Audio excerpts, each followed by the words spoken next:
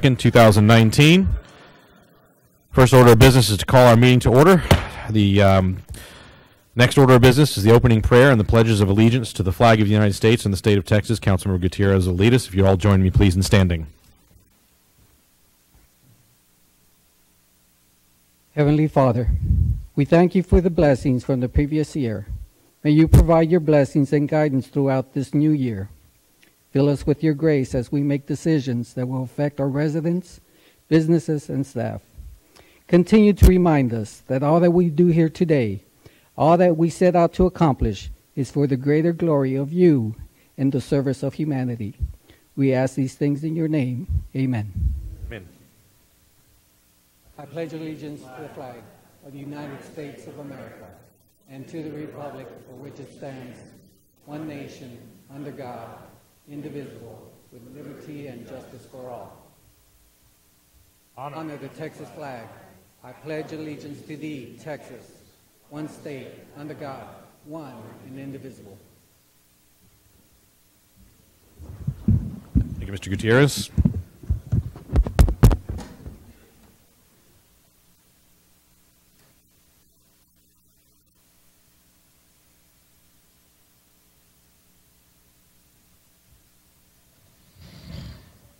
All right, the first thing that we have on the agenda this evening, following that, we have some presentations, and first, the introduction of the student mayors and student council members for the day.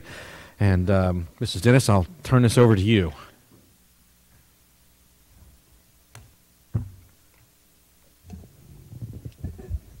Mayor and Council, thank you very much. We had another great day with the 7th and 8th grade students who got to learn a little bit about local government. I want to thank the mayor, I want to thank the city manager, Council members Gutierrez and Hayward and Dr. Scagliola, and many of the staff members that helped put this program together and to, show our students a little bit about what we got. If you don't mind, Mayor, I'd like to have the students introduce themselves and say a little bit about what they learned today, and then afterwards, if you come and help me, we have a certificate to give them. Indeed. So why don't we start here on my right, but y'all's left.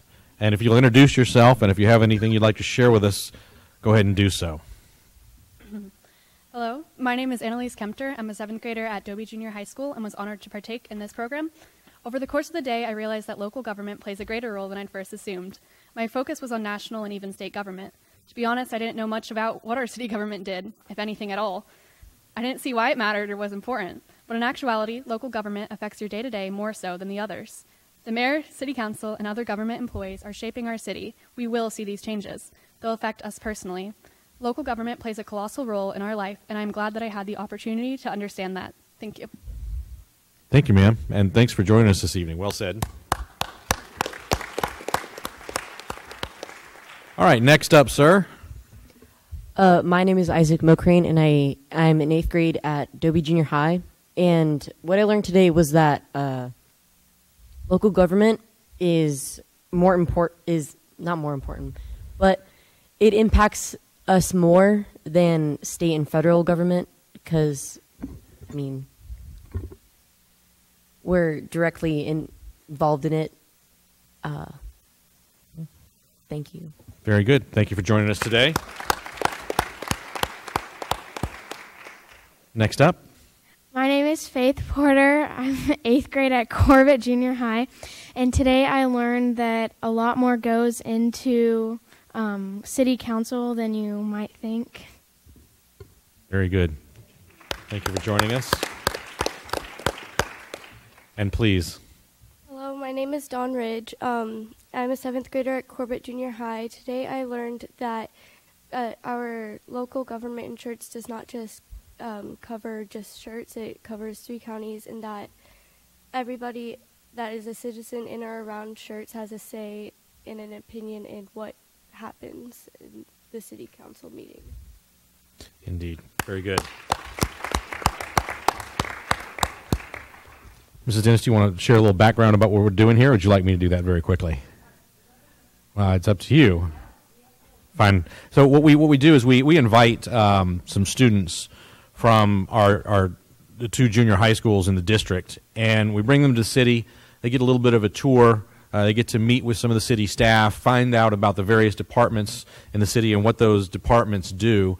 And then we bring them in for a little bit of lunch, and they have an opportunity to ask council members questions about what it is that they do. And then we put them up here on the dais, and we provide them with a hypothetical issue, although it's generally based on something that's already been before the city council or will be coming before the city council. So they get a real taste and flavor for what goes on up on the dais. And then even to the point that they have an opportunity for people that are there during the day to come forward and speak, just like we'll do here in a little bit with the hearing of residents. And they get that feel as well. So it's a program that started a few years ago. We've had a lot of students that have come through, and most of the time the comments at the end of the day are, "Oh my goodness, I didn't know." And I think it's a great thing, and hopefully some of them, as they get a little older, will choose to engage and maybe even run for public office. We'll see. When you're 18 and you've been a resident for more than 6 months and you have $25, that's all you need to run. I bet there's some of us up here that would help you too. So those things said, that's kind of the background of the program, and what we're doing there is to introduce 4 students twice a year to what goes on here as part of their high school education, or junior high school and high school education. So again, thank you all for joining us. I do believe that Mrs. Dennis has some duties for me down at the podium, so I'm going to come down that way. I do want to point out that we do have a student tonight that her brother was also in this program. So we have a sister now that is coming through. So I think this is catching on. This is great for our citizens to see. These are our future leaders right there. Very good.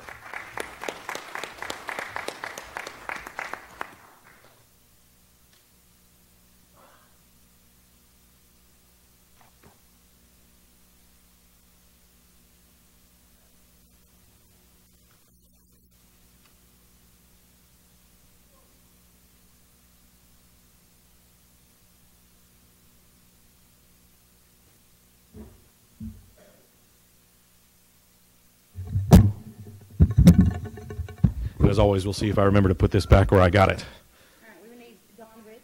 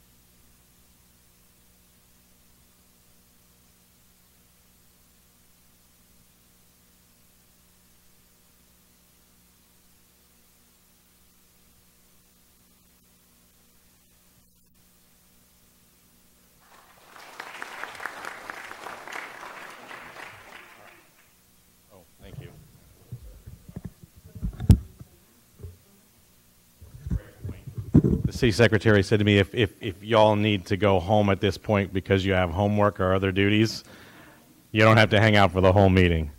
Thank you for joining us today.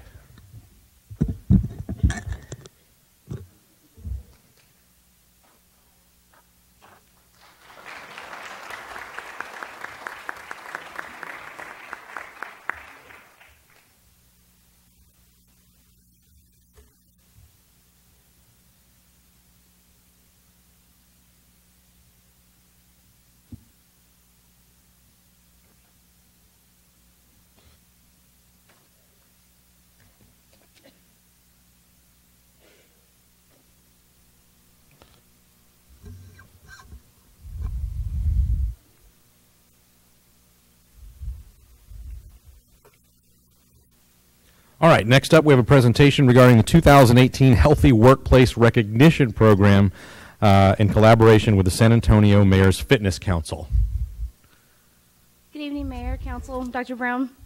It is my pleasure to be here this evening on behalf of the Schertz Strong Health and Wellness Committee, as well as the whole HR team. Just want to take a couple of minutes and let you know about a recognition that the city recently received.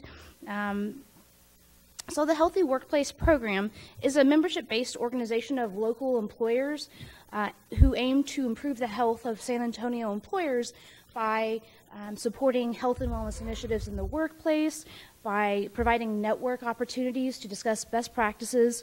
And so it was established in 2010 by the Mayor's Fitness Council in San Antonio. And just a little bit about the program. As you can see, it was designed to recognize local employers who create or maintain a culture of wellness within their organization and who make a commitment to support the employees' health and wellness needs. And so you can see here that a couple of the areas, the worksite wellness programs, are assessed in these key areas. And there are recognition levels of bronze, silver, and gold, and platinum. You may recall that last year was our first year to participate, and we received the silver recognition, which we were very proud of for our first year. So this year, we were aiming for bronze, but I tell you what, we skipped right over bronze and went to gold this year. We really upped our game and the opportunities that we're offering for our employees to engage in workplace wellness. And so we're very, very proud that we did receive the gold level recognition. This was at the awards ceremony that was held at the San Antonio Food Bank in early December. So very proud. And they had a fun photo booth that we took advantage of. If you see here, I just wanted to kind of highlight who we're in the company of. If you look there under the gold, you'll see San Antonio ISD, you'll see the food bank, Schertz Cibolo ISD, this was their first year participating, and they also received the gold level recognition of Valero, YMCA, so really in great company, and again, very proud of what we've been able to achieve. Just a reminder of some of the ways that we provide opportunity to employees. It's through lunch and learns, fitness and wellness challenges that we hold throughout the year. Annually, we host an employee health and wellness expo, and so participation really matters. And so looking ahead to 2019, we're going to be shooting for platinum. Why not? Like I said, trying to keep up our game. And so, again, I just wanted to come this evening and share with you all that. Again, very proud of what we've been able to accomplish. And it wouldn't be possible, obviously, without council's support of these health and wellness initiatives. You do that through, obviously, approving the budget every year. Thank you to city management, who, again, supports and often participates and promotes these events to our employees. Schertz Strong team members, I hope some of them are here with us tonight. Obviously, the event staff, public affairs, for getting the word out. And last but certainly not least is HR staff who puts on these events for the city. So again, thank you so much. I just wanted to share that with y'all tonight. Thank you very much. That's a job well done. Council, any questions or anything about this program? Again, congratulations to the staff and all that participated. You know, when we keep a healthy workforce, it keeps our insurance premiums down, which is a good thing for all of us in the room that pay taxes here in the city of Schertz. So thank you. I appreciate the work. Thank you.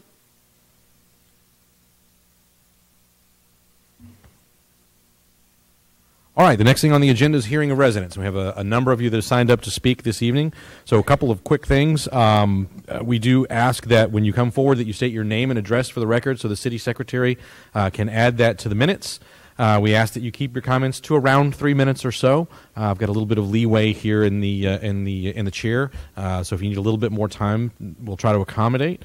And then lastly, please be aware that because most of you have signed up to talk about a zoning issue that is not on the agenda this evening. Because it's not on the agenda, we can't engage in conversation about it because that would be a violation of the Texas Open Meetings Act. So that said, we'll get right to it. First on the list this evening, Clark McChesney, and off we go. Good evening, sir. Can I get this thing working? How do I? Yeah, I think we just lift it up and I want to break it. Thank you. So thank you, Mayor and Council. My name is Clark McChesney. I live at 7018 Halley Heights, Schertz, Texas. I am the president of the Laura Heights Estates Homeowners Association. I think we've got a fairly large crowd of folks here today, and what we are asking you to do as a city council is to take up a resolution in opposition to the proposed zoning change being considered by the city of San Antonio for the parcel of land located northwest of the intersection of Bonig and Graytown Roads. See whether we can get this thing working here. Oop. Okay, so I got to be smarter than the piece of equipment. So the area in purple, what's in consideration. I have a couple of other illustrations as well.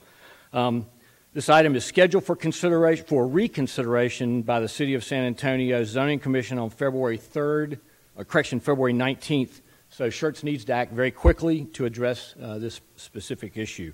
So here's a couple of additional illustrations that you can kind of get a feel for. This is the map, and let me slide it down just a little bit. So here's the intersection of Bonig and Graytown. Bonig going this way. This is the municipal boundary for Schertz, municipal boundary for San Antonio. Ironically, this is Converse up here.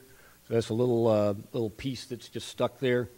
And probably the most impactful is this picture right here, if I can get it all on. And that shows you what they're planning on putting in there. 357 homes on 66 acres. A very significant change in the zoning that is what we're accustomed to out in that particular part of the world.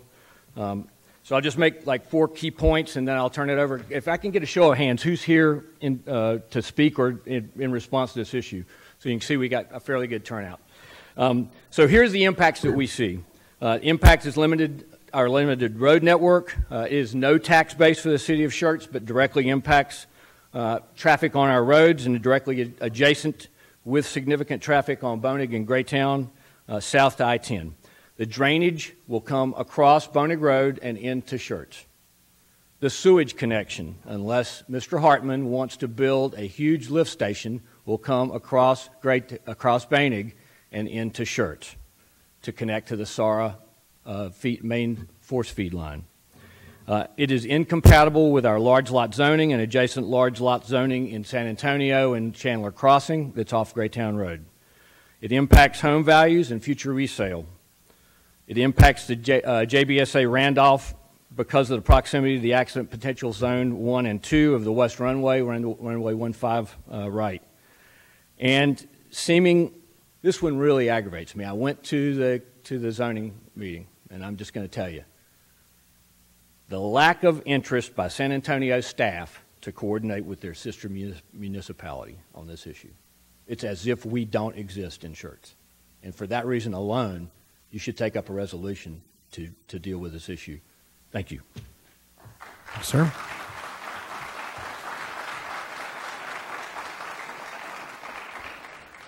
All right, next up, Andre Clark.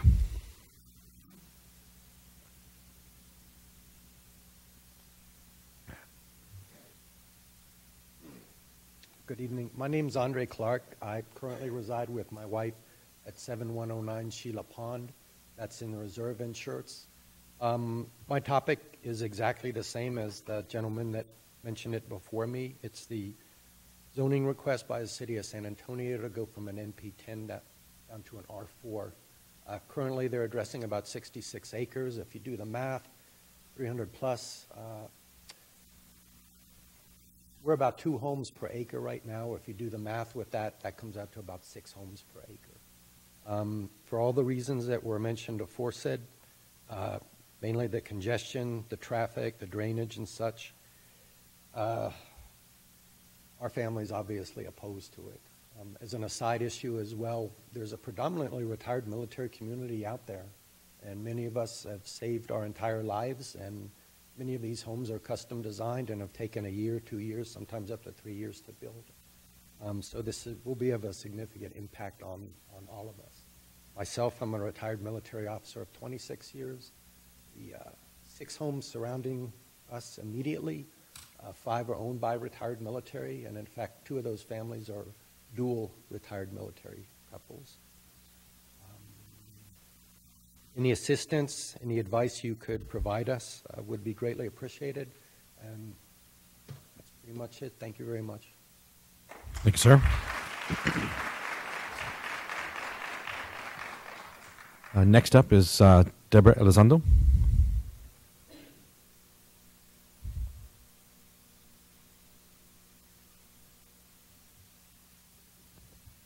Good evening. I believe the Schertz City Council should take up resolution in opposition to the proposed zoning changes being considered by the City of San Antonio for the parcel of land located northwest of the intersection of Boeing and Graytown Roads. This item is scheduled for reconsideration by the City of San Antonio Zoning Commission on February 19th. So Schertz needs to act quickly to address the issue. The road networks in Schertz, specifically Boeing and Graytown, to I-10 and Ware Seguin, aren't built to handle the additional homes that they're wanting to build, especially during high commute times. And Schertz will gain no property tax base from the proposed high-density development to rebuild or maintain the roads. This will turn into the road Ware Seguin that we had issues with in the past for many years. It was a Converse road, and so Converse had no reason to fix it because there were no homes in Converse on that road. And we asked and asked for years, and it finally got fixed. And we don't want that again. It was a real headache. Thank you. Thank you, ma'am.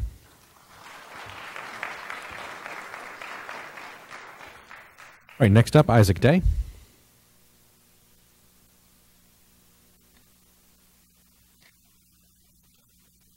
Good evening, Mayor, council members.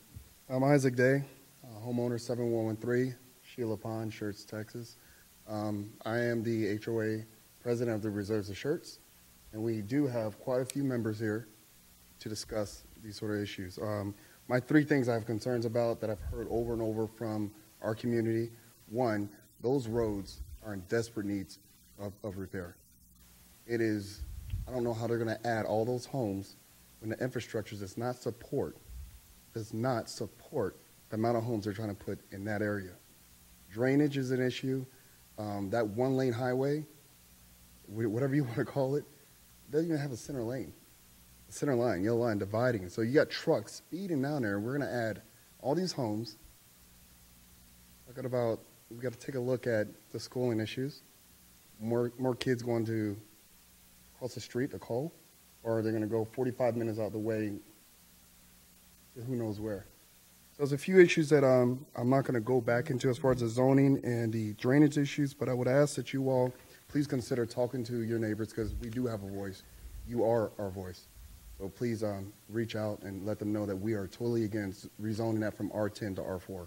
Thank you for your time. Thank you, sir. Next up is Don Bird.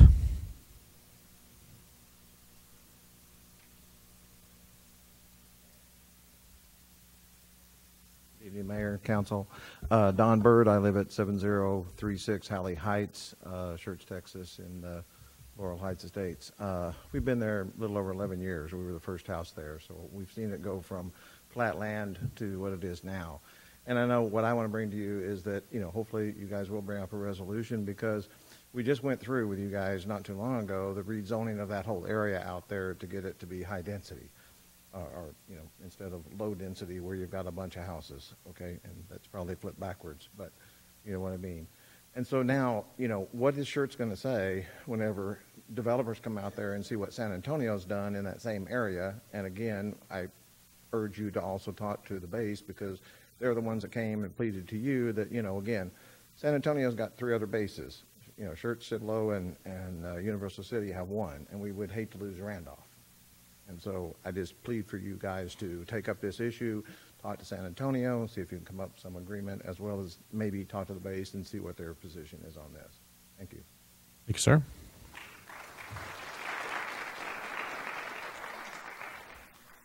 All right, next up, Dana Eldridge.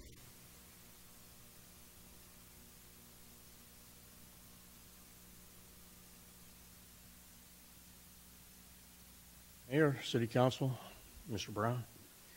Dana Eldridge, 2628 Gallant Fox Drive, Schertz, Texas. Back on September the 11th, City Council approved new water rates. I got to use these too, Mayor. So. For the city of Schertz. It is my understanding that from October through December is how the city sets the new rates for sewage based upon the consumption for the months of October through December. The readings need to be accurate for this. My concern tonight is the accuracy of readings so that to set the new rates. In October, I was under 2,500 gallons. November, I was 6,400 gallons. December, I was 3,900 gallons. I talked a little bit last time to the mayor and Dr. Brown about the high cost of my water. We all talk about how it's going up. I went home and got my water bill out, and I went out and checked my meter. My bill for December had to be paid, was read on December the 10th, 2018, said the final reading was 5875. Okay? On 1/9/19, one day after the last city council meeting, I went home and I read my meter. I went out and read it. The reading was 5840. 3,500 gallons less than what I'd been charged for. I went out and read it today before I came to meeting. My reading says 5851. Okay, so in 12 days, 13 days, I've used 1,100 gallons. Okay, still 2,400 gallons under what I've already been billed for and what we were setting the new sewage rates for. My question is, how can we set the new sewage rate if we don't have accurate readings? I understand that some of the meters are acting up, but if you're going to set a new sewer rate and you know that you got meters that are acting up, get out and walk. Read the meters. You want an accurate rate, you know, it needs to be done. I'm not so much worried about a credit or a cash back, although I don't think I should get charged for a couple more months on water. I'm not using that much. But erroneous sewage rates, being charged for that due to false data and false readings is not good. It's not good. I want to commend Ms. Hayward. My wife talked to her, and we're friends in the neighborhood, our little community. And she talked with Dr. Brown. Thank you for getting back to her. She gave me that information this afternoon that they're going to start reading the meters manually. After the fact, maybe the rate will go on. A recommendation is, if I'm pretty sure that I'm not the only one. My wife says I should use the word confident on that. I'm confident I'm not the only one that's having this problem. I'm pretty sure I'm not. But maybe fall back to last year's sewer rates rather than charging us new ones based on erroneous data. Okay?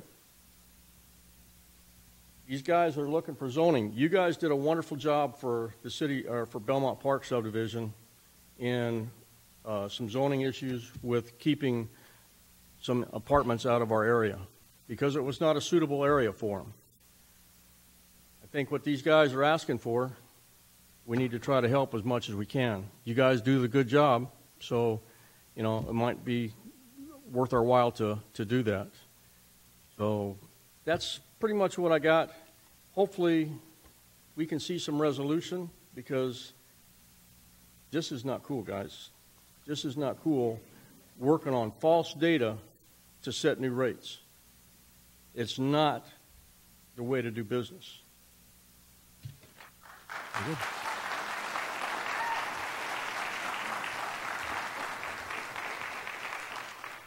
All right, next up, Brent Bolter.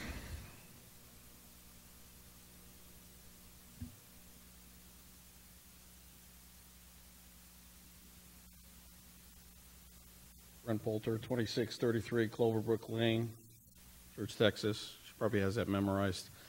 Mr. Mayor, council members, Dr. Brown, I came here tonight just to back up what Dana spoke to tonight. My bigger concern is I was here at council a few months back when the issue was brought up that we had problems with the water meters. And I saw the presentation by staff, which was excellent, that we have an issue, we're got to deal with it, we got to put in new water meters. So I just have to ask, knowing that, and coming up the fact when sewer rates were going to be set, that there should have been a plan of action to deal with the fact that you weren't going to get accurate readings in the normal way that you do, which is you're driving down the street, the machine tells the guy who's taking down the numbers what the correct reading is. Now, I'm not personally suffering from the situation based on my checks with the water bills and my current reading of my meter, but within the community, there's been many comments on social media about water bills and how high they are and so on and so forth. So I would suspect, to back up Dana, that it is in fact a problem. But like I said, the bigger concern for me when this came up, and Dana confirmed through his own readings, was we knew there was going to be an issue because it was talked about here at council. And there was a presentation that was presented. So in my mind, it's like, you guys should have seen this coming. You knew you were going to be setting the rates. You knew you were going to get inaccurate readings from the meters because they stated it that night. That's the whole reason to justify the expense of getting the new meters placed in. So for me, that's the bigger concern here. Knew a problem was coming. I don't think it was addressed correctly to prevent what's going on when people are getting charged for water they haven't used. I mean, let's face it, if a retail business or a private business were to charge me for something that wasn't delivered or something that I didn't get, well, you'd probably end up in court unless they made proper restitution. I don't know what the way forward here is as far as rectifying that situation, but again, problem was going to come. We knew it, and we didn't adequately address it. That, to me, was the bigger concern here. Thank you very much for your time. Sir? All right, next up, Ken Chapman.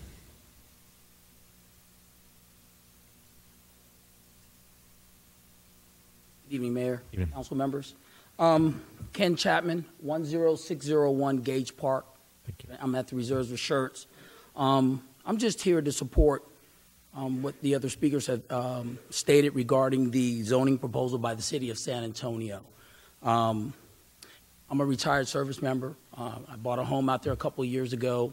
We love the area with hope that there was going to be no future development to that side of that area. I did attend a meeting last year whereby the city had talked about the zoning and you know the ability to sell off parcels of land and how big the parcels of the land will be by some of these bigger acreage owners. I was really taken aback by this proposal. I request that that the city take up the banner for that area to see what they can do about preventing San Antonio from coming in and developing that piece of property to that level. It's ridiculous. Bandig Road, it's garbage. I mean, those houses that we have out there, those folks drive really nice cars. I drive a decent car. And I guarantee you, Discount Tire, Firestone, is not out of business on front-end alignments, okay? My understanding is that is a feeder road. It was never designed for that level of traffic to build. The number of homes that's being proposed is outrageous. So I would ask that you take up the banner for us and go to bat for us if you could and support our plea to not allow this to happen in that area. Thank you. Thank you, sir.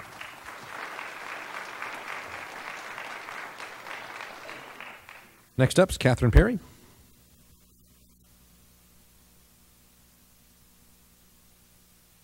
I didn't bring my reading glasses, so if I mispronounce anybody's name, please correct me when you come forward.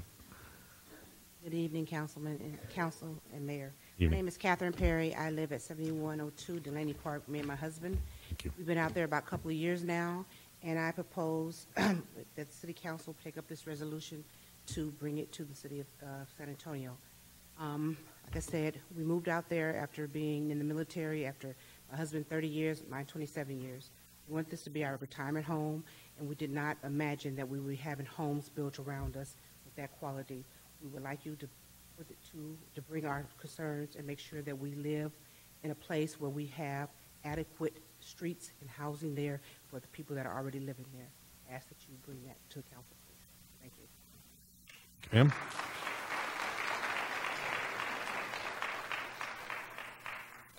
All right, next up, and I apologize if I'm not pronouncing your last name right. It says Susan Poliquin. Close. What is the right way to say it? Poliquin. It's French, though, so. Je ne parle pas le français, je suis américain, non? Please. 903 Halley Heights in Schertz. Thank you, Mayor and council members. I am here also to voice concern about the rezoning of the Boning in Greytown area for many of the reasons that have already been stated. But in addition to that, my understanding is that these lot sizes are going to be about approximately 4,000 square feet. Ours are currently 20,000 or more. Those are really small. And my concern is the possible devaluation of our properties being in that proximity. People just might not want to move into that area anymore. I, like many others, this was planning on being our retirement home. And my concern, too, is if the values go down, a few things. Our taxes might go down, which would impact Schertz. You guys aren't going to get as much taxes from our property values if they go down as a result of that. And resale could be impacted for us. Some Schertz residents may decide to leave because of it, if it becomes too much of a problem. One of the other concerns that I have is if some of those lot sizes are so small and they don't have amenities, don't even have yards big enough for their children to play in, that could spill over into our communities. We could end up seeing more people going into our communities and possibly having some increased crime, vandalism, other things that from the San Antonio side that our Schertz Police Department would then have to step up and be more manpower, more coverage, more money for Schertz. And then definitely the roads. I travel out that way to go to Texas A&M 3 times a week, and those roads are horrible. I know they just somebody just filled some potholes out there, which was great, but certainly not adequate to support another 357 households. Thank you. Thank you, ma'am.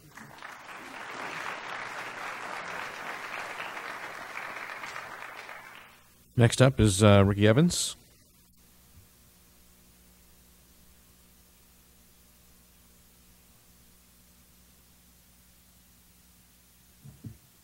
Ricky Evans, 10424 Ivy Flower. Good afternoon or good evening. I'd just like to take a minute and echo the comments that everyone else has said about the rezoning. We ask that you go and speak on our behalf and let your voices be heard about this rezoning. It's going to have a definitely detrimental impact on our neighborhoods. That many homes on lots that small, it's the total opposite of what our neighborhood is, and it's going to have a negative effect on our property value. So we ask that you guys go there, be our voices, let your voices be heard, and see if we can squash this. Very good. Thank you, sir. Next up is Lee Tellis.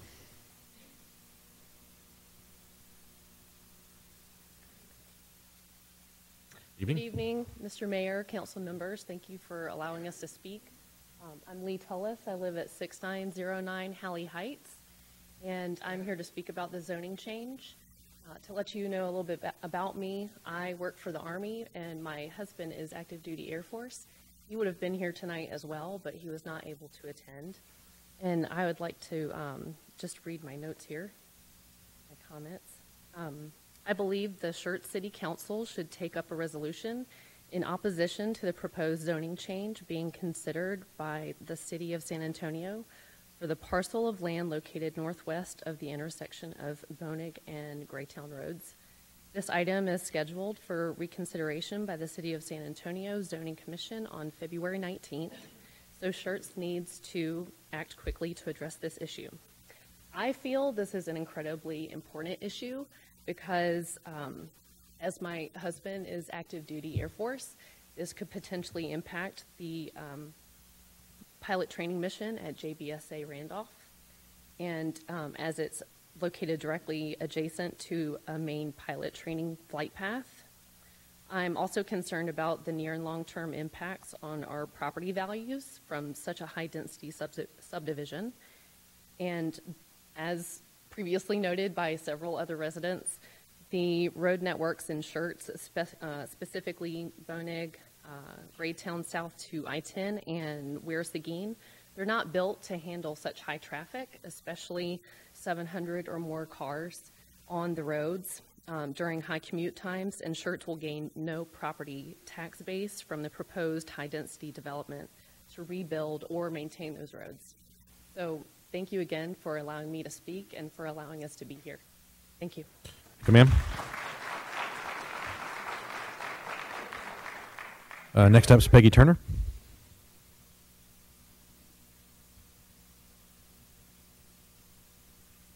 Peggy Turner? Gotcha. Very good.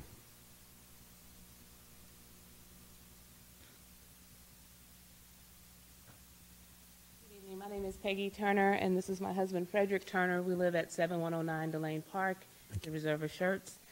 I would like to, of course, echo all the sentiments that all the previous speakers had talked about, asking you guys to help us to fight the San Antonio rezoning of our area. I also have another question regarding what I see as some illegal dumping in that area as these builders are building and have all these dump sites. And I wanted to know if the city of Schertz could increase the police presence out in our area. So what we'll do is when we wrap up, Mr. James, if you would address that for these folks. Again, because we don't have that posted, we don't get to have any back and forth at this time, but as we finish up with the hearing of residents, if you'd like to get with Mr. James there, he'll take some notes, pass it on to the police chief and to code enforcement. Please. Also, one of my concerns is the fact that I'm sure that San Antonio is going to give us another proposal. One of the proposals may be that they would like for the reserves of Schertz to become a gated community, which would then, they said, would separate us from San Antonio. The disadvantage to that for us homeowners is the fact that once we become a gated community, we're responsible for all the roads, the lighting, everything else that goes on in there. That's not what we want. We're part of Schertz, and we want Schertz to represent us as we go down and fight San Antonio. The roads, even the air quality. I mean, for you to have all those houses, we don't have enough trees. It's already farmland. So for now, for you to go in and just plant trees that are not really producing leaves or anything, you're going to start looking at air quality. You're going to start looking at a lot of other things, the value of the water, the illegal dumping in the land that they're doing, because some of these builders, they're not hauling away a lot of their stuff. They're buried in some of these yards. And we took the time, some of us took the time to stand out there with our builders. And if you go by some of these guys, they got these cookie cutter houses. They're taking as many shortcuts as they can. And all that's going to do is just cause more problems in the long run. We already got the gate closure for a little while, and we can see now what it's going to be like for us trying to get to 1604 or anything. We love where we're at, and we would like to stay where we're at. I tell you, this could be a very impactful event. We really appreciate any and all the assistance that y'all can give us on this matter. Thanks. The gate closures he's talking about is at Randolph Air Force Base right now, where they've closed one of the main entrances. Okay, thank you.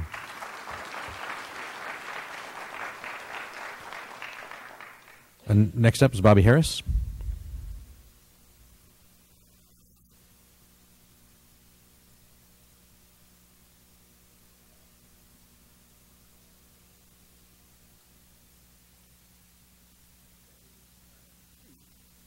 Call me, I will. Thanks for giving me this opportunity. I want to echo everything that my neighbors have stated. One thing I would say that is somewhat different is that it's really not about property values. It's about values in general. It's about standards. And we would like to maintain those standards. I know it's a large military community, and for those of you who have served, and I'm sure probably all of you, you know one of your biggest concerns when you deploy is what? Family. Thank you. Yes, sir. So we want our guys, you know, when they go to fight the war, we don't want them to be concerned about their security and safety. So we're going to ask you to support us on that. Thanks for giving me this opportunity to speak to you. Thank you, sir.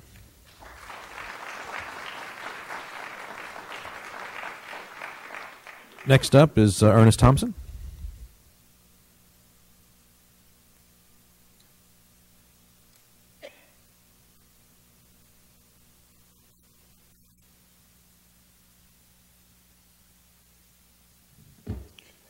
Good evening, Mayor Carpenter, City Council members. I am Ernest Thompson, 6723 Haley Heights, Laurel Heights Subdivision. I request that the City of Schertz consider a resolution to oppose Z201890065 to rezone the parcel of land located northwest of the intersection of Bonig and Graytown Roads. In addition to what my neighbors have already said, we pay taxes in both Bexar and Guadalupe County, okay? I did my part by voicing my concerns to the City of San Antonio in the most recent meeting that Mr. Clark talked about earlier. I will also be attending the meeting on February 19th to again oppose this issue. I'm a retired Air Force veteran. My wife is a veteran as well. We have 4 kids. Haley Heights was our forever home. Beautiful community, we love it. As all my neighbors here have said, we are now requesting your consideration to again oppose this rezoning request. We need your support. I voted for a number of you individuals, I pay my taxes, and I just want your support. Please take everything in consideration and just do your job. Thank you. Thank you, sir.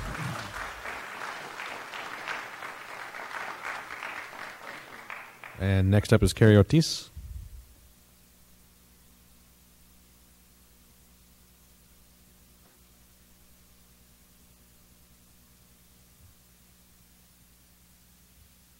Hello, everyone, and thank you guys for taking the time to listen. My name is Carrie Ortiz. I live at 6908 Hallie Heights, Schertz, Texas. We recently bought a house here. Both my husband and I are disabled veterans. The reason why I chose this area was because of the way that we have space. We have a way in and out, a way out, you know. My husband's a Marine, I'm former Army, and I've come from a town with things that happen like this. I'm from Washington, D.C., I know congestion, I know crime, and this is the start to what's going to happen. All that I ask is that you guys actually oppose what's about to happen here for us. I think that we deserve better, I think that we know better. So I just ask you guys to make that change for us.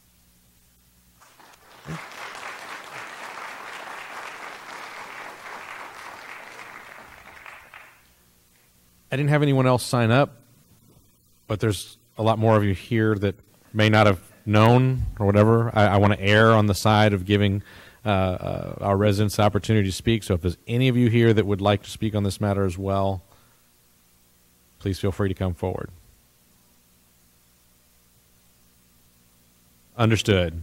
And if you would, since I don't have you on the list, if you would just state your name and address for the record. I did sign a list. I'm not sure if it was that one or not.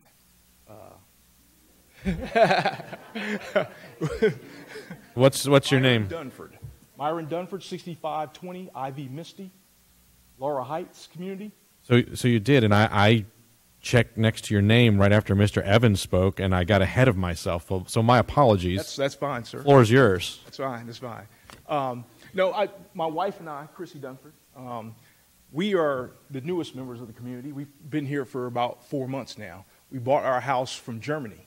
So while we were in Germany, they walked through. We saw everything from videos. We did a lot of research online and everything before we got here. We talked to people who live in the area. This is our retirement home.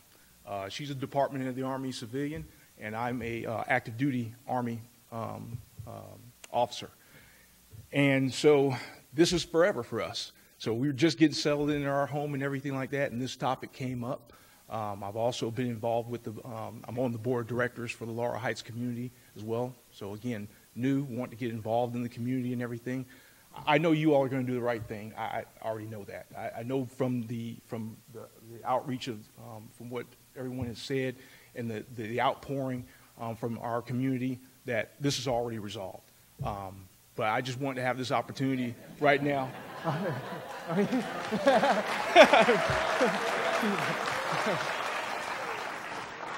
Well, it might be resolved. It might be resolved here in Schertz, but there's that little thing, the zoning commission in San Antonio and their council. But okay, please continue. But that's fine, sir.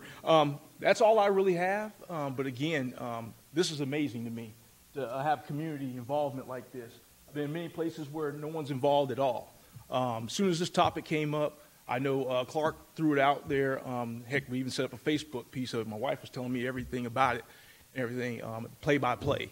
So I'll be here from now on, and we're looking at doing this long term. This is long term for us. Thank you. Very good. Thank you, sir. Please. Mayor, Council, my name is Candido Ramirez. I'm actually on the other side of the boundary, and I'm one of the voting members or voting households from the Chandler Crossing community.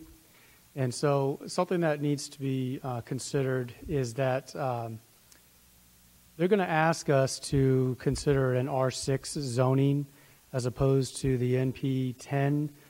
So they're going to ask for a compromise. The reason why the first meeting was pushed back to the 19 February date was because the developer, they had discovered that the developer had not spoken with residents like myself to ask us for our input on the rezoning request.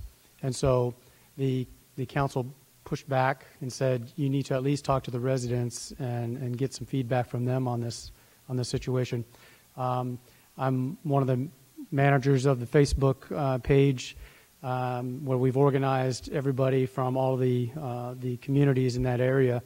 And so we're all formulating a plan to figure out how we're going to address the conversation with the council come February timeframe.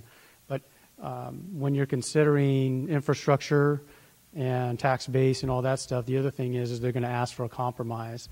And I think that's one of the things that we also need to consider is if we can't keep things the way that they are and keep the zoning the way that it is now, we need to also come up with Plan B. And what will we be able to consider, an R6 or some other lot size in order to maintain kind of what we have now.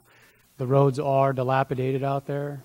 They keep filling them with tar and whatnot to try to keep them together, but there are a lot of heavy trucks out there. Someone mentioned dumping. There's a lot of dumping. It's just there's a whole lot going out there. The infrastructure is being affected greatly by this. From Schertz, from Converse, from San Antonio, but I believe the city of Schertz is probably taking the brunt and the expense and the cost from all of this, including law enforcement. So those are some of the things to consider, primarily what kind of compromise are we willing to deal with here. So appreciate your time. Thank you. Quick question for you. Yes. Chandler Crossing, so you're in San Antonio or in the Converse section? San Antonio. In San Antonio proper. Correct. Welcome to the city of Schertz. Thanks for coming to visit us. Thank you.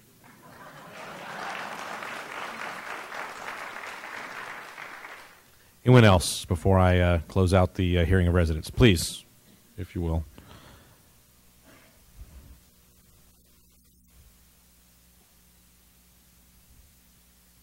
Good evening, Mayor, City Council. With all that's been said, I'm not going to rehash all of the issues. They've been well documented here this evening. What I will ask each of you to do is put yourselves in our position. From the heart. You've got veterans who have spoken, as well as others who have spoken. Each of you put yourselves in our position. If you put yourselves in our position, I'm quite sure that you will do the best that you can for our good and for your good. So as been stated, please consider to the zone, getting rid of it. Good. May we have your names? Yes. Alfred Williams, Alfred 915 Haley Heights. Al Ford, ALFORD. Thank you. Very good. Thank you, sir.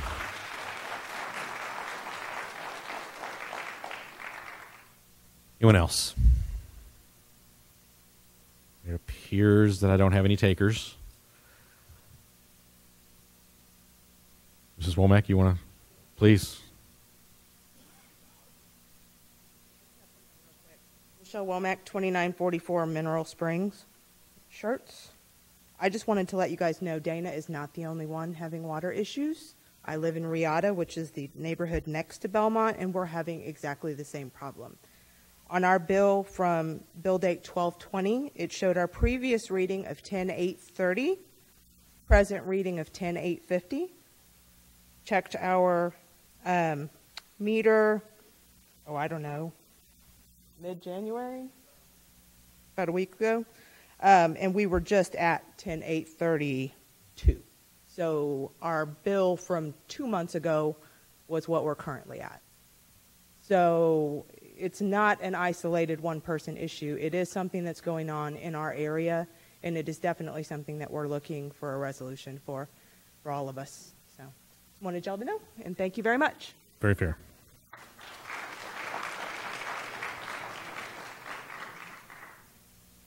Mr. Womack.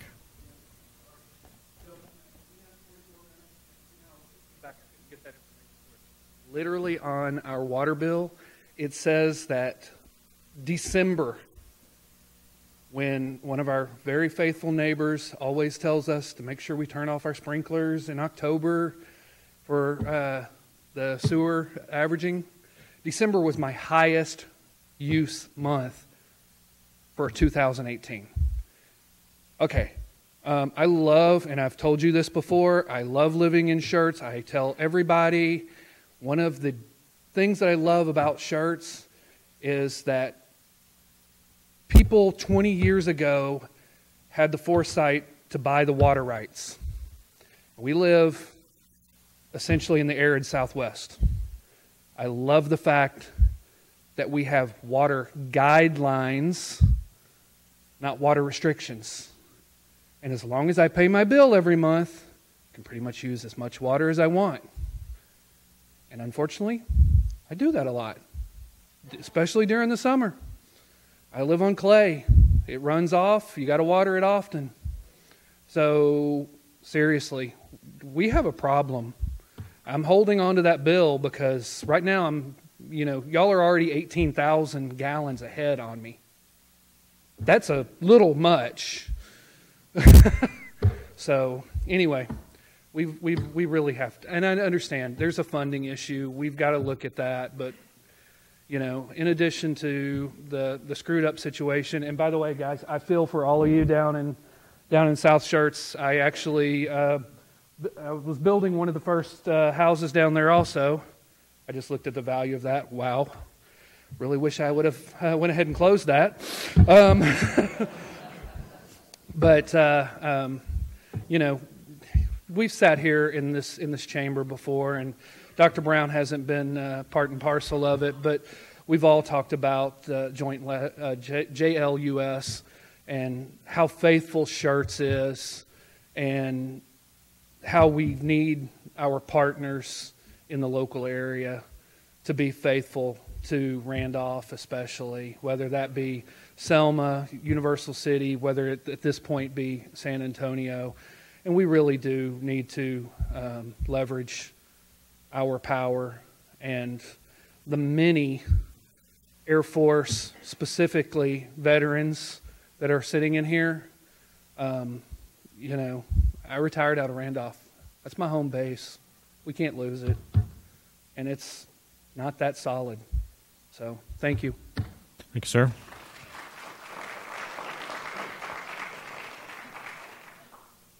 All right, at the risk of raising the ire of any of my colleagues on the dais, anyone else? I'm bending the rules.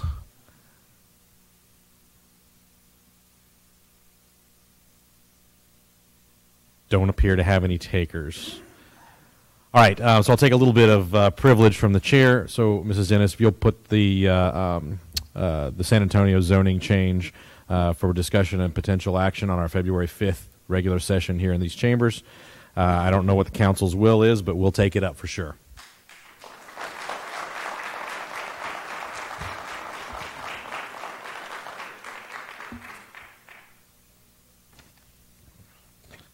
All right, the next item that we have on the agenda this evening, we have the consent agenda.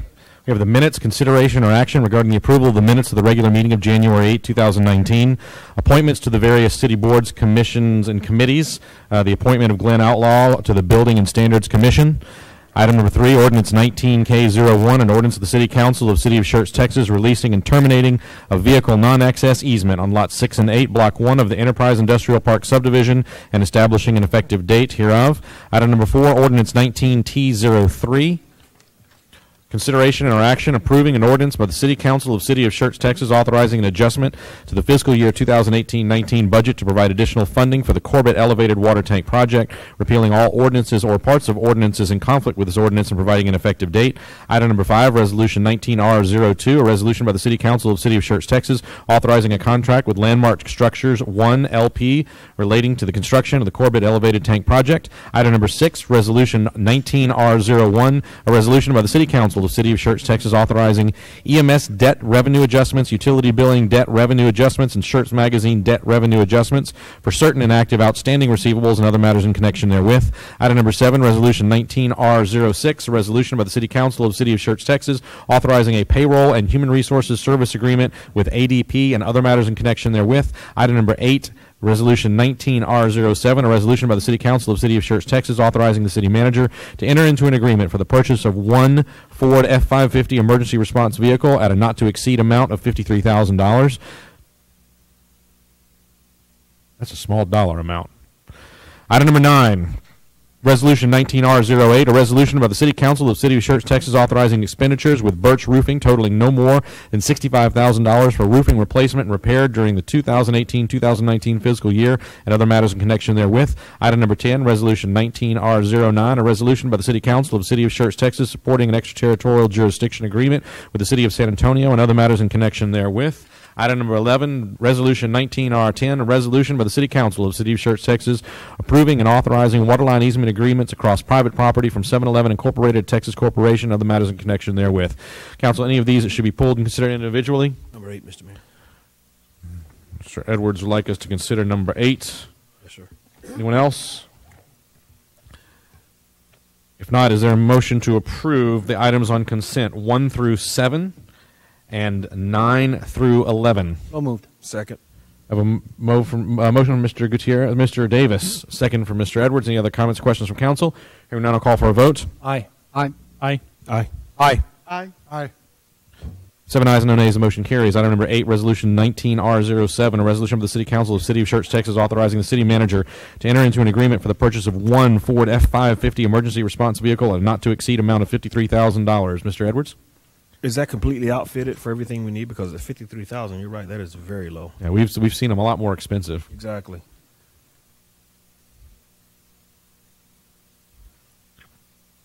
Yeah, I think the question is, are we just buying the ambulance itself without any of its pertinent equipment, or what are we looking at?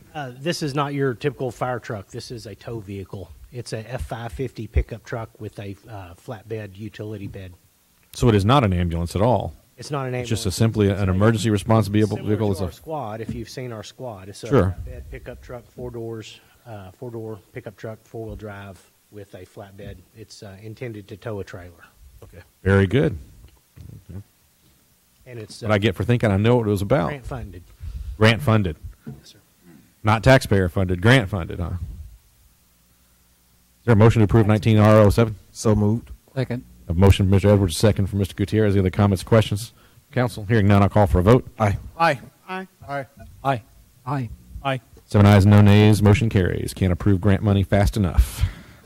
All right, next thing we have on the agenda this evening is item number 12, Ordinance 19S02. This is also set for a public hearing. Ordinance 19S02 is an ordinance by the City Council of the City of Schertz, Texas, amending Part 3, Schertz Code of Ordinances, the Unified Development Code, or UDC, Article 4, Section 21.4.9, Designation of Landmark Properties and Heritage Neighborhoods, and Article 13, Section 21.13.3b, Definitions, Substantial Improvement, repealing all ordinances or parts of ordinances in conflict with this ordinance, providing a severability clause, and providing an effective date. I know what this one is.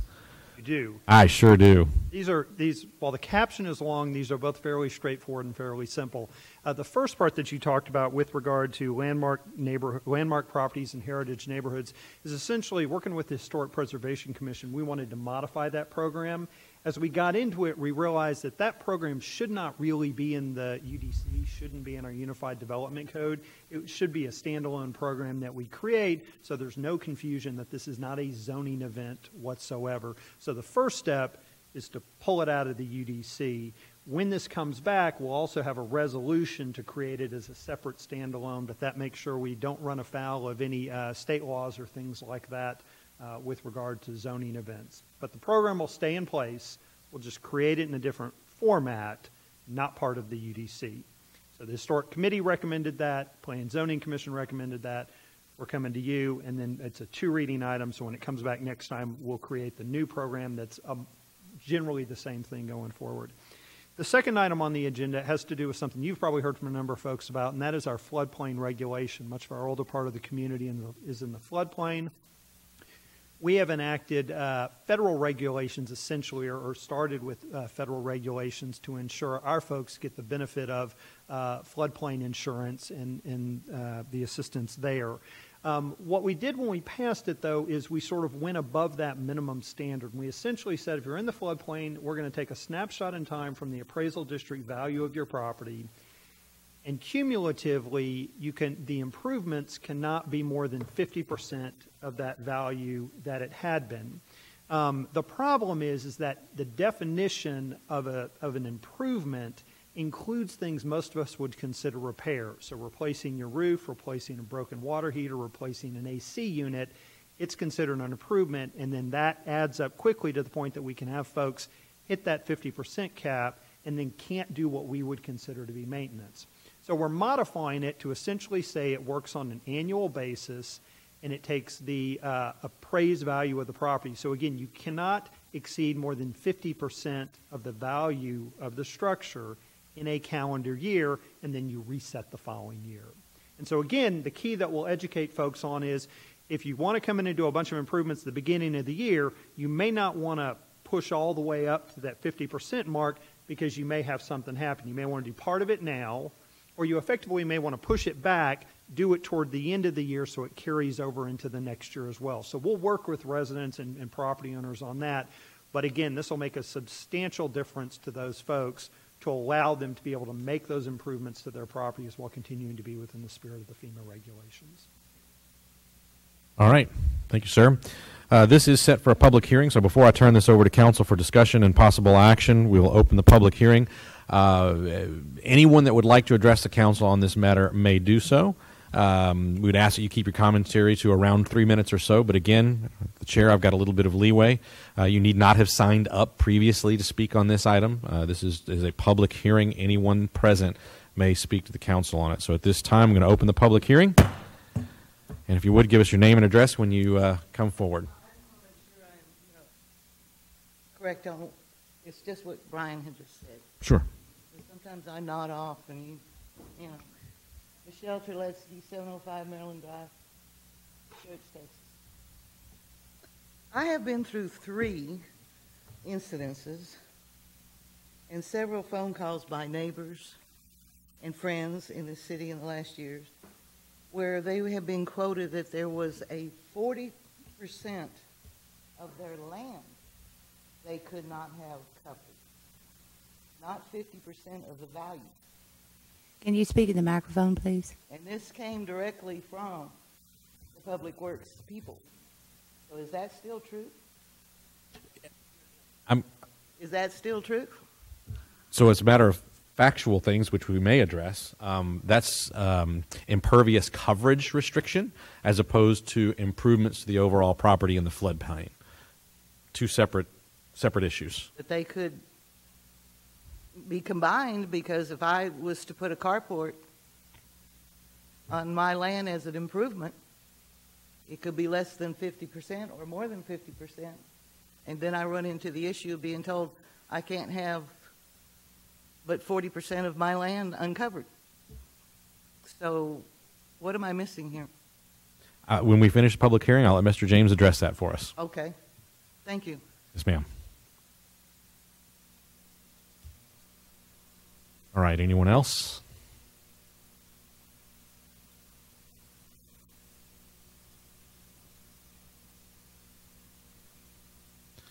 John Sullivan, 513 Triple Crown.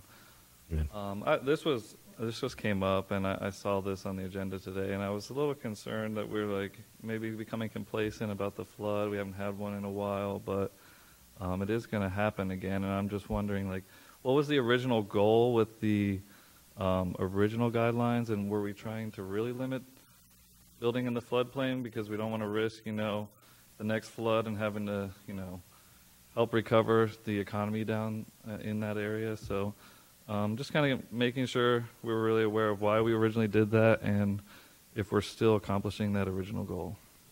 I'll let Mr. James address that as well after the public hearing. Anyone else that would like to address the council on this one? All right, long pause to make sure. It appears that I have no takers. So go ahead and close the public hearing. Mr. James, if you'd like to address those couple of items for us, and then we'll open up to the council. Sure. So I'll take Mr. Sullivan's question first. I think when we first enacted or we amended the floodplain regulations, I think the goal initially was to set a bit higher of a bar, and I think that was kind of our estimate. People, it was, as he noted, it was fresh in their minds in terms of the flood. I think the idea was let's set a bit of a bar. I think as with many things, though, you have a good idea, but then you get some experience under your belt, and what was a good idea in practice turns out to have problems. And this really had a couple of problems to it, one of which is, as I mentioned, the definition of an improvement is extremely broad. So literally you can have a property owner who says, I don't want to go in and renovate it, I don't want to expand it, I just want to keep it fixed up. And so again, as I said, a water heater, a roof, your AC system, those all count as an improvement. So again, I think there was maybe a lack of understanding of how broad that definition was. But then the other thing was, I think, over time, realizing how quickly that adds up and people hit that cap, and what do you do 10 years later, 20 years later? Again, if we carry this forward 50 years from now, everybody need to go in and do some significant renovations, but they would have hit that cap a long time ago. The value would have been based on an old number going forward. So now I think very much what we are is in the spirit of the regulation, but we're basically going back to that standard the federal government sets. And again, I will say this, my impression of what council would like is ultimately we catch up on things. We've heard a lot about roads tonight. We've heard a lot about other things. Is at some point, what do we do to try to mitigate that area that's in the floodplain through larger drainage improvements like was done with Deeds Creek? So now we're able to pull as much of that out of the floodplain and it becomes a non-issue for it, and then we deal with the issue of the area in question. So I think it's very much consistent with that goal and with our goals. To Mr. Letsky's comment, we have a series of regulations in the UDC that affect when someone wants to do something. And so in this case, what we've got, if you're in the floodplain, is there is that 50% valuation cap on the value of the structure. It has to do with the value of the improvements, not the land at all. So if someone wanted to come in and they had property in the floodplain and say, I want to add a carport, for example, they would get hit with a couple things, including what we've talked about. So one is, have they gone over that 50% threshold? And in theory, if they haven't done improvements as of late, a carport's probably not going to put them over that 50% mark, but it could depend on what they may have done.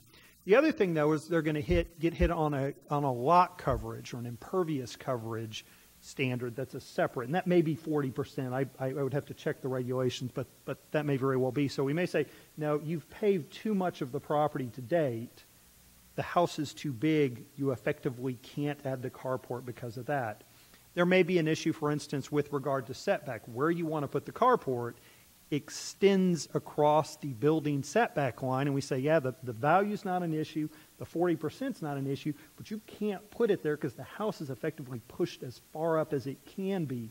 The other thing we'll hit you with, and we've had this with carports, is the carport having to match the structure in terms of the column support. So you can't really go out in Schertz and buy those kind of prefab metal with the metal roof because it doesn't match the structure. So yeah, one of the challenges I think we have as we work with folks is on the front end, when they walk in and they say, can I do this thing I want to do?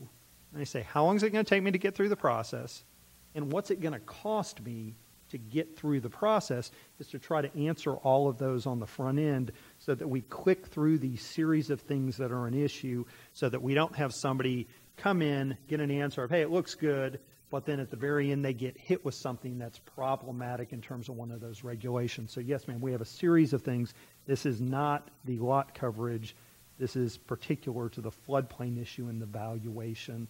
But certainly I would say that the biggest thing that we've got with regard to carports specifically, and that's been a hot button issue in the past, are the standards we set of the design of those and where they can be located tend to be most problematic. So we don't get a lot of carports built in the older part of town. All right, very good, sir. Thank you. Council, questions on this one? Commentary? Mr. Edwards? I have one thing. So Brian, I want to make sure I have this right, because Mr. Sullivan brought up a great point. So based off the appraised value of that property, each year an improvement of 50% of the appraised value can be done. That's right. Now, they also have the option to get an appraisal done. So it's the assessed, let me be clear, it's the assessed value with the appraisal district. So what most folks do is you go to the appraisal district website, what's the assessed value they list for the structure, and that'll set it for that year. What folks can do, because we have, it's very odd, in the older part of town, you have some that the assessed value is fairly low. We've had people walking going, oh yeah, it's worth more than that. Let me go out and have an appraisal done of it. They walk in and it's much higher, which gives them more flexibility for it going forward. So you can do either of those. So a $100,000 home, yep, you can put $50,000 into it. Per year, yes, sir. Per year, and that's infinite. Each year it would repeat. So in theory, and this would be the issue. So this year it comes out as $100,000. You could put 50 in. Wait till we come around next year. Next year now it may be valued at $120,000. So you could put another 60 in it. You could repeat over and over.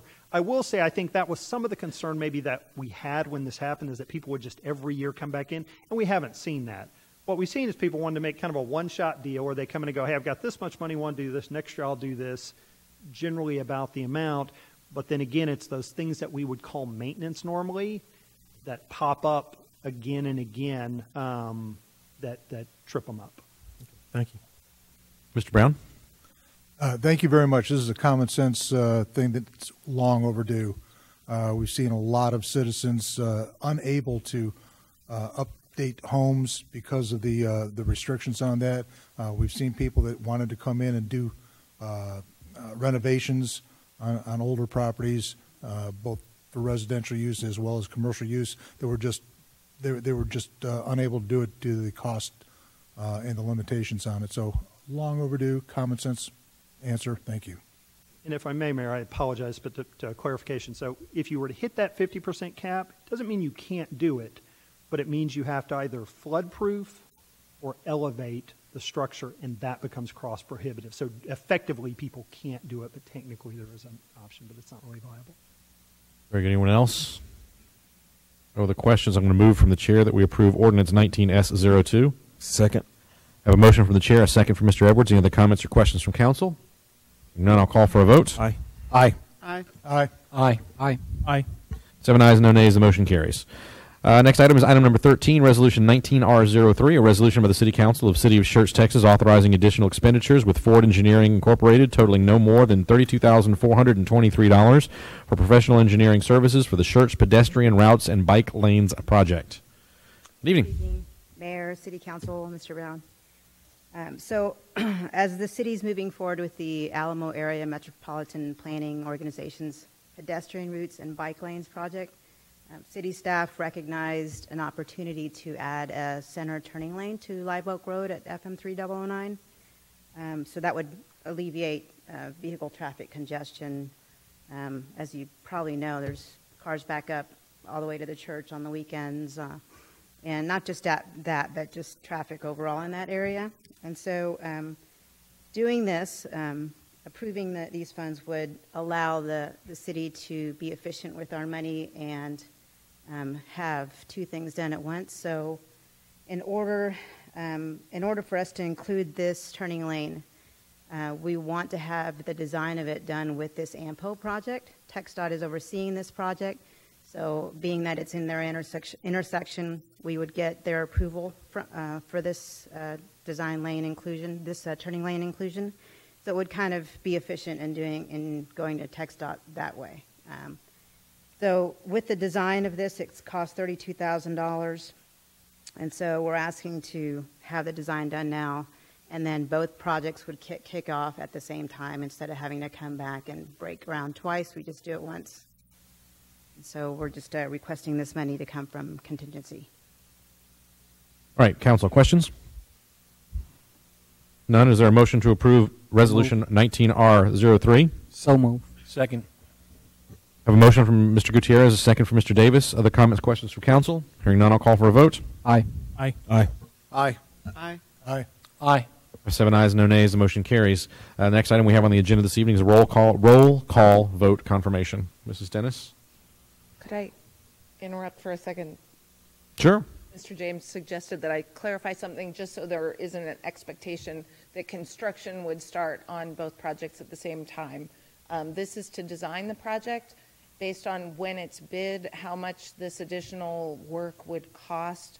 We may or may not be able to fund the construction of the turn lane at that time, but at least we would have the sidewalks in the right place and we would know how much it'll cost to add the turn lane. So this is for the design, and construction may or may not be able to kick off at the same time. Understood. Council, do you have any, does that change any view? Well, we're good to go then. All right. Again, roll call vote confirmation. Mrs. Dennis? Okay. Consent agenda 1 through 7, 9 through 11. Motion, Councilmember Davis, seconded by Councilmember Edwards. Mayor Pro Tem Scagliola. Council members Davis, Gutierrez, Larson, Edwards, Hayward, Brown, yes. No one voted no. Motion passed. Resolution 19R07. Motion made by Edwards, seconded by Gutierrez. Council member Gutierrez, sorry. Mayor Pro Tem Scagliola. Council members Davis, Gutierrez, Larson, Edwards, Hayward, Brown. All voted yes. Motion passed. Ordinance number first reading, 19S02. A motion was made by the chair, seconded by Council member Edwards. Mayor Pro Tem Scagliola.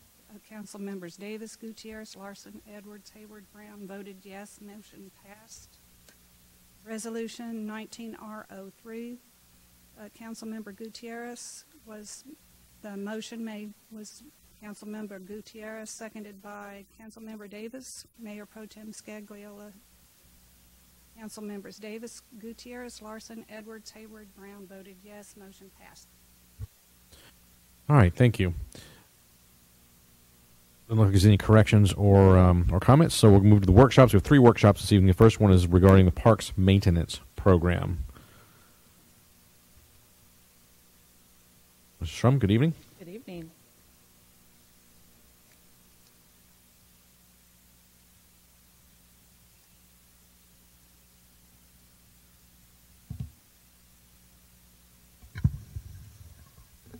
Okay, so Parks Improvements projects. You probably have all looked at the PowerPoint over the weekend. We had some budget discussions this last year regarding maintenance issues, and I wanted to get some more clarification and feedback from council on how we move forward with that extra $200,000 that we received to tackle parks maintenance projects. So with that, there's the additional funds we have, $235,000. We did have that additional $100,000 in CO bonds that we talked about focusing on trails. That's what we're working with. We wanted to talk about what's our standard, and we had this conversation a little bit in that retreat back in the summer, and this difficult act of balancing safety. Obviously, that's our #1 priority, and we're doing everything we can to tackle safety issues. Aesthetics, we want our parks to look good. Accessibility. We know we have a large population of people with access issues given our huge, disabled veterans homestead exemptions that we've talked about. So we want to provide accessible parks. All the new ones going forward are accessible, but our older ones are not. So we want to make sure we focus on that. And then innovation. We get this comment from the public. We've gotten this comment from Parks Board, even council members, what are we doing to be new and modern and different and have cool features that other places have, which is what you see there. In the top photo there is Cypress Point. That's one of our newer parks, which is more in line with the standard that we're going for. If you went on the parks tour, you saw that the limestone bordered edging, aesthetic, modern equipment, the expanded metal, trash cans that all match, and the benches that all match, and that kind of a thing. So that's really what we're here is to define what's our standard? What direction does council want us to go with? Like I said, safety is big. So safety surfacing was the first thing we went ahead and tackled. We had a deficit in a lot of our playscapes across the community. So we went and added, and the 2 big ones were the playscape and pickerel. We had over like a foot of a deficit of playscape safety surfacing that we needed there in our playscape. So we went and added at all these parks, and that was a big chunk of our money. We already have spent $49,650 out of that $200 for safety. And there's a picture there of Wendy's Swan Memorial Park, all the fresh depth surfacing there, and that gives you the extra cushion for safety. When children fall off of a piece of equipment, they have that depth there, that cushion, and it reduces injuries. So moving forward, we wanted to look at this in sort of 3 different tiers or levels. Do we want to repair? Do we want to take it a step further and renovate? Or do we want to reimagine and go all the way? And that's what we're here to talk about. So for an example, Ashley Park, to repair. There's little things that we need to be doing. We can repair the rusted out sections on the playscape. We can buy the different parts that are missing. It's not as cost effective potentially because the vendors obviously price individual parts higher in order to push you to buy whole new equipment, the whole entire feature. But we can do that, just like we bought the new slide there. That was new last year. We can repaint the structure, stuff that's chipping, we can repaint. We can repaint the bathroom building. We can seal the cracks on the basketball court. It would make it functional. It would repair the broken things that need to be fixed. We could choose to renovate. We could replace the play structure with a basic model, a traditional model with the traditional features. We could replace the swings with a modern set. The current ones are still functional, but they just look like the same ones we've all been swinging on since the 60s. Demolish and rebuild the basketball court. That's been an item on our list for a long time. We could repaint the bathroom building again, but we could leave all the existing trash cans that are functional, the benches that are mismatched, the water fountains that are mismatched. It's a feature, but it just doesn't have the same aesthetic. And we could add minimum accessibility. So we could get an accessible route to at least one of the features there. We couldn't afford to do it all to every feature there at this level. And then we could reimagine. So what we're talking about here is, replacing the play structure with an innovative feature, the modern stuff, the big net climbing thing, something that really catches your eye that's new and innovative in parks design, limestone edging, rebuild the basketball court, repaint the bathroom, add the limestone facade that we have at Pickerel Park and carry that facade that we have as well as at the community playscape. We have the limestone facade at the buildings there. We can repaint, or we can standardize the site furnishings, so all the trash cans, all the benches match. They have the nice Schertz logo in the back of the bench. All the water fountains match. They all are the 3-bowl size with a pet bowl and the accessible water fountain. We can add a gaga ball pit. That's another hot item. We can add a picnic pavilion as well. We talked about this when we looked at our fee structure and our pavilion reservations and how they keep going up in terms of usability, essentially. They're full all the time. So we talked about adding them at other parks, and this would be a good candidate because of the playground, the parking available there on the street, and there's a restroom there as well. And then we could add accessible routes to more of the features in the park. So that would be the cost there. And that gives you an idea of what the costs are and what we'd be looking at this level. And then we can talk about this at the same park, the same ideas at different parks. So a little bit of things to repair at the playscape. Not a lot to renovate. It already has modern features. It's already accessible. Everything's already standardized. We could reimagine, which we sort of already started when we added the restroom there. That's going to be open soon. And we can add a picnic pavilion there at the playscape. There's the cost. Pickerel Park, we can repair. And just so you know, this restroom doesn't still look like that, but that was the vandalism that we had. And we painted it, and we have not repaired the facade yet. So we can do these little things to fix the damage that's been done there and add some barbecue pits and some things like that. We could renovate. We can add retractable basketball goals back where we had the issue with the others. We can replace some of the missing resting equipment with some new features, renovate the restroom, but we would still keep some mismatched things, functional benches, trash cans, things like that. We could reimagine. Instead of just putting up basketball goals like we've had at the large pavilion, we could actually look at it as a multi-use court and put in basketball as well as volleyball court, pickleball, stripe the court, all those things that we could do to make it truly multi-use and have different options for people. Look at accessibility, all these things we could do. So, and then there's a couple other things we were looking at other parks doing, and we just got some cost there for you guys to know kind of what we're looking at. Trails, we want to still continue to focus on trails. That's been big on our master plan for a long time, so we don't want to lose focus on that as well. And so we just, again, we want feedback from council as to what our standard needs to be going forward, so we make sure that we're spending the money effectively and efficiently, and how council chooses us to do so. That, I'll take questions, discussion. All right, so I think there's several things for council to consider and comment on. But before I open up to council, what would you like to come from this discourse? You're looking for direction from council about one of the three types of approaches? Correct. Direction Okay. from council on one of the three types of approaches, what level you'd like us to proceed, which is going to help us make decisions with the limited funding that we have. Lauren, would you also like to know which park? I think it's a bigger question than that. You know, again, if we know what our standard is as to how we want to develop, we can choose the park that makes the best sense at the moment and continue to maybe our 5-year plan lists different parks each year. Okay. All right, who'd like to kick us off? Mr. Davis. Last slide, what is our standard? Repair, renovate, or reimagine? From my personal viewpoint, yes, all three. I don't think it's as simple as saying, do we repair, do we renovate, do we reimagine? Having spent a lot of time working on the current Parks Master Plan, and in our budget discussions last year where the Parks Department was nice enough to come back and say, we've got about $850,000 in deferred maintenance, things that we should be doing or we'd like to do, but we just don't have the money for. I remember when we were working on the Parks Master Plan when I was on the Parks Board, and one of the things that is still stuck in my mind is the lack of an annual budget in the city of Schertz for these types of repairs and these types of programs and maintenance and everything to that degree. The mindset was we wait in Schertz until every other 5-year increment, and we do a bond issue, and we go out and do a big parks project. We do a bond issue and we do the soccer fields. We do a bond issue and we do the baseball fields. But the reality of it is we have a lot of parks and a lot of recreational facilities that need maintenance on a day-to-day basis.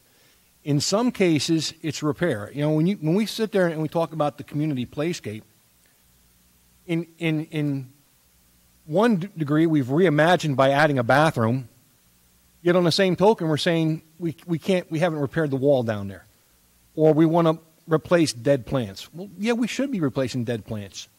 You don't want to. It's in the center of our city. It's right next to our state-of-the-art rec center and natatorium and library, and then we have dead plants. That says a lot about the city. To me, it's all of the above, and it's a matter of, you know, we don't have enough money to repair everything right now. We certainly don't have enough money to replace and standardize all the trash cans right now, or replace and standardize all the water fountains right now. But if we have a bad water fountain, we ought to be out there replacing it with whatever our standard is, the standard one we've been buying. If we have a bench that's gone bad, we need to be putting it with the standard benches that we've talked about in the city. And on the same thing, from the Parks Advisory Board, in some cases, we need to reimagine things. We need to keep our parks fresh. I'm still doing research on what a Gaga pit is. But, you know, in the past, we talked about things like adding a skate park. And we did phase 1, and we're stuck. We haven't done phase 2 or 3. At previous TMLs, we caught the niche of that soccer wall and thought about how great that would be to have something like that down at the soccer complex because no one else has got it.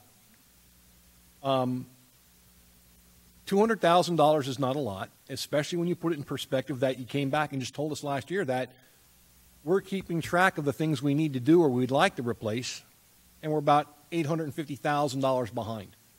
So for me, I mean, I like the presentation, but to me, it's all three. We need to take some of this money and the things that need to be fixed, we need to get them fixed. But I'm not a big fan of Band-Aids, so I wouldn't go out and spend $10,000 on a Band-Aid if a playscape needs to get replaced. You know, we need to figure out what we want to do. Do we want to replace it with a standard playscape, or do we want to turn around and reimagine it and do something creative? So I think it's a combination of all three. I think you're on the right pathway here. But again, I think it's more of hearing from the Parks Advisory Board of looking at those parks. And every park out there is a case-by-case issue. We did the big sidewalk projects down in Pickerel Park for accessibility, but like you said, we have other parks that do not have the accessibility. And you're not going to get that under repair.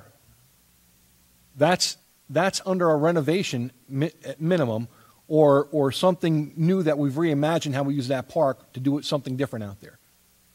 So to me, it's a combination of all three above, and setting the standard is all of our parks ought to be like the community playscape out here.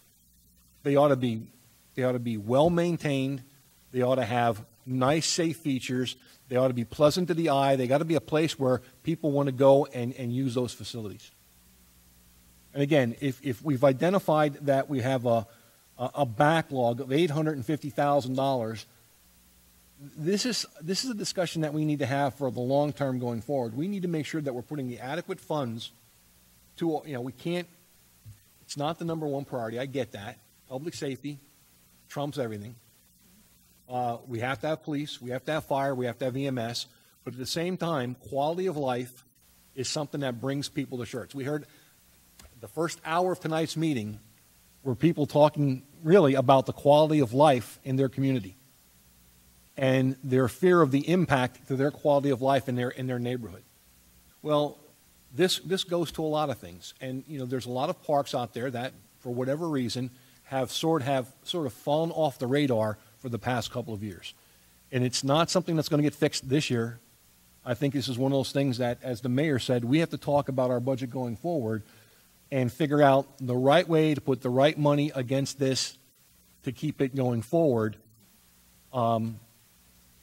and realign some of our budget priorities in the city to get our budget back to where we would like it to be. Anyway, that's my input. Thank you. I agree with you that it's some combination of all three, and I just want to clarify to make sure you understand that we are going to still do some of these repair things out of our regular base budget. And so some of these items may still get done that need to get done, but this was how are we going to proceed with the additional funds that we got from this year, and just understanding, we go over this with staff over and over again, well, if we do the new playscape, should we spend this much money and not pay for accessibility to it? We shouldn't. We've got to take care of safety. So, to me, the adding the mulch and taking care of the safety services near our existing playscapes, paramount. Replacing that slide that was broken, that was a safety issue. So taking care of the safety issues ought to be number one. If we can correct our safety issues, then I would like to hear more back from the Parks Board on what projects they'd like to tackle. The basketball court out at Ashley is in sad shape, but it's not a safety issue, and that may not be the same priority as taking care of a playscape that is hitting its service life end date. And like you showed in there are some things that we can add that we just don't have in the city that are relatively low cost. We talked about this several years back about things like even something as simple as a volleyball pit. Some of the conversations was, well, nobody plays volleyball anymore. Beg to differ. I see a lot of people playing volleyball. And the reality of it is, if we put one in, it's a relatively low cost. And if it doesn't work, then we know not to go further with other volleyball courts. But if we get positive feedback and it's used, especially when we do all these pavilion rentals, then that tells us that's something that maybe we want to consider adding in the future as time, manpower, and money permits. All right. Mr. Gutierrez? Lauren, thank you and your staff. We have, 27 parks? 26 parks. Whew. That's quite a bit of parks that we have to maintain. And, Mr. Davis is right. I think we need to look at all three. We need to determine exactly what is in the best course of action for each individual park. And safety has to be our number one concern. But we need to look at each park individually as to whether or not we're going to repair it or renovate it or reinvent that park. But it has to be a combination of everything. But I think it has to be in this priority: repair first, and take care of the park. That's so many parks to keep an eye on. There's always going to be repairs on everything. But my kudos to your staff for trying to take care of all these parks that we have. Thank you. Mr. Edwards? Yes, sir. I agree with both Mr. Gutierrez and also Mr. Davis. Lauren, you guys are extremely confident. You've done a great job. And let me just say this. Shouldn't we schedule in the maintenance, if we know how long it's going to take for that safety floor, that cushion to actually deteriorate? I mean, shouldn't we be going out refreshing that on a regular basis? A car needs to be scheduled with maintenance every so often. So we need to get a scheduling software of some type that says we will do this park on this day, this quarter, or something of that nature. If we're not doing that, I think we're defeating the purpose of even talking about repairs and reimagining. We need to spend about $15,000 a year in safety servicing, and we just, like we talked about in the budget retreat, we didn't have that built into anywhere in our budget. So my next thing was, shouldn't that be built into the budget every year? It is now going forward, yeah. And it's the same thing as if we're trying to do our drainage channels and everything else. We need to schedule that stuff on a rotating basis so it doesn't get out of control. I just thought that I would say we definitely need to look at maybe doing all three as a combination.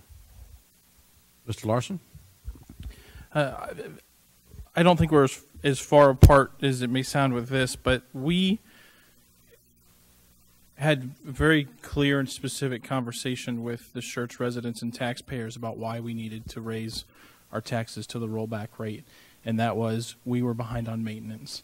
And if you have a pipe burst and it's flooding your room, you don't plan and build a second drain. You fix the burst pipe. We're not in an innovation season.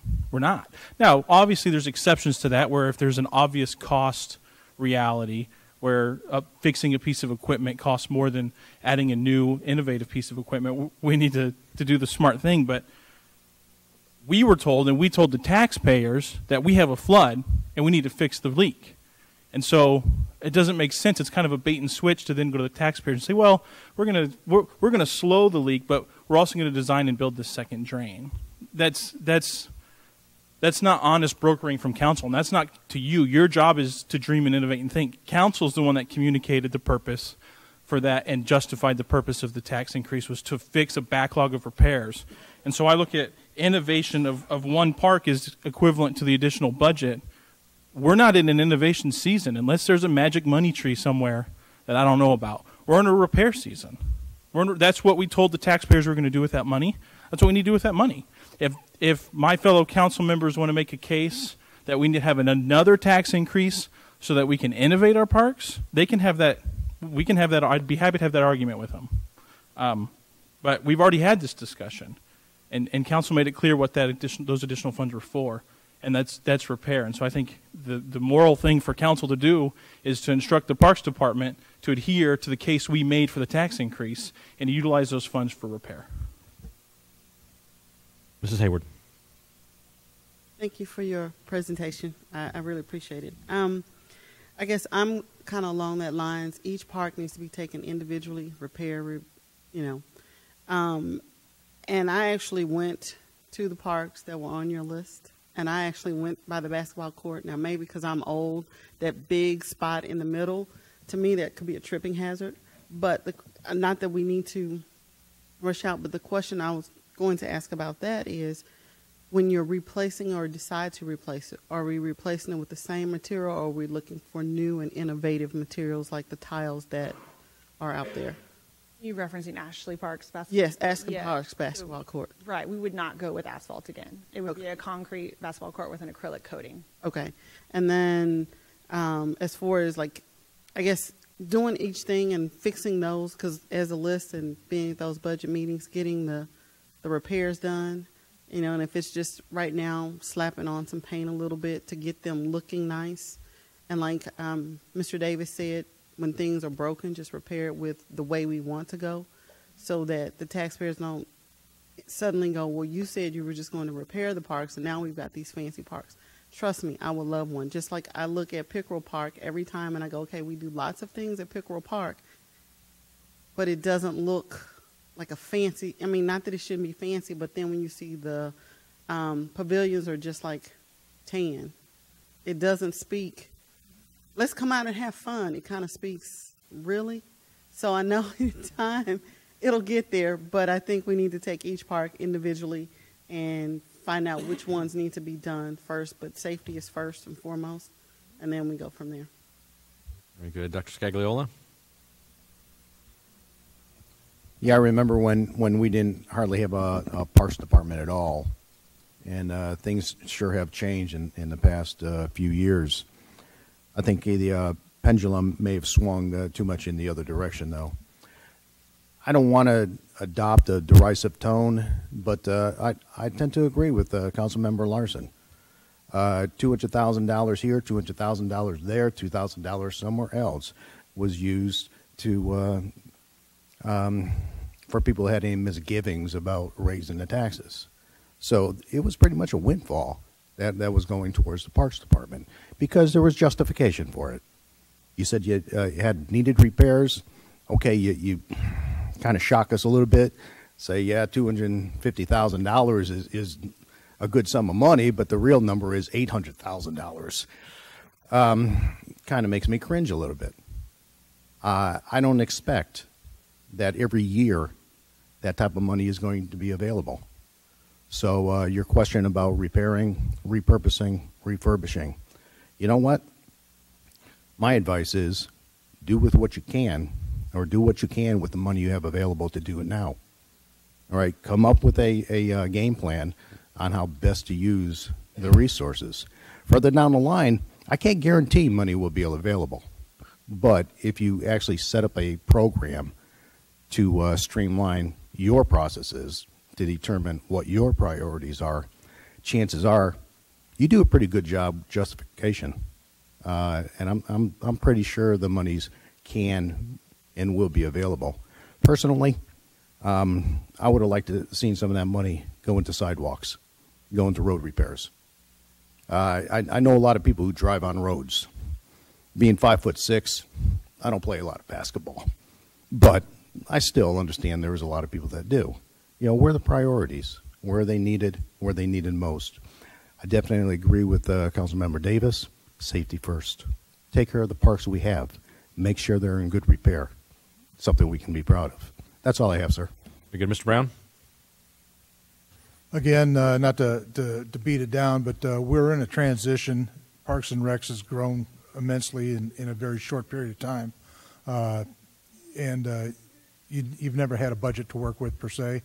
It's always been a little bit here, a little bit there, grab a little bit of fallout money. So putting a budget together, put your budget together the way you'd like to see it so that we can avoid massive replacements and we can repair things longer. It's the old rotating your tires makes them last a lot longer than wait until they all get bald. So put it together the way you want to see it, present it. We may not have all of the money for it, but we know that you have a plan and we're confident that things aren't going to fall off. All right, so I would like to say that we have a Parks and Recreation Board made up of volunteers, all of whom are paying a higher tax rate. I said to the council, as your neighbor, I'm willing to pay whatever tax you levy on me as long as I understand what we're going to do with the money and that we get a good value for the dollars that we're putting forward. So my request would be this. I think that the members of the Parks and Recreation Board, all tax-paying citizens of this city, and the Parks Department can put their heads together, develop a list of priorities, and get us the most bang for every dollar. In some cases, simple repairs are going to make the most sense. In other cases, a renovation of what we have is going to make the most sense. If reimagining and ripping out something that if we're getting, it's just like with the streets. If it's going to cost us $80,000 to fix a street this year and it's going to last for 3 years, and we're going to have to spend $80,000 again, but we could spend $120,000 and get 7 years of life, which is the better bang for the buck. It's spending the $120,000, getting 7 years of life instead of $160,000 for 6 years of life. That's the way I would like to ask the board and the department to go forward in deciding how to spend the money. Safety is paramount. Agree. Required necessary repairs first and foremost. But after that, I trust my Parks Department and my fellow taxpayers that serve on the Parks and Recreation Board to make decisions that will get us the best value for our dollar, and happy to pay it. Anyone else? Mr. Larson. I second the mayor's view with this caveat. We've already been told the list that must be repaired. And that's, I think someone said about $850,000. So if you get to the point where you're in the renovate, innovate, because you've gone through that list, well, congratulations. But I'd like to see how that happened as well. Did we give you the direction that you need, or is there ambiguity created by 8 electeds on the dais? So this is why you don't. I apologize. Mrs. Hayward. Just real quick, and I know you're probably really busy at Park and Recs, but is there like grants that could be applied for possibly to do some of the parks so that it seems like to redo them? Because I know in other areas it's like a place I lived, it was nothing there, and then all of a sudden they've got this whiz-bang park, and they're a big city and got a grant. And I know that it's hard to do those, but... So there's a main grant called the Texas Recreation and Park account that's administered through Texas Parks and Wildlife. But those are only for new development. There's a lot of grants for new development, not a lot for renovation or deferred maintenance, unfortunately. All right, Mr. James. So again, as you're probably all aware, this is why you have Dr. Brown as city manager and no longer have me as acting city manager for my sort of various comments. So let me see if I understand that. What I clearly heard is, let's go back to the Parks Board and let's vet kind of the plan with them in terms of what's the priority. What I've gathered from the majority of council is it's probably a bit of a combination. So let's deal with the most egregious things that need to be fixed, that look bad, that aren't safe, that's a bit of an embarrassment.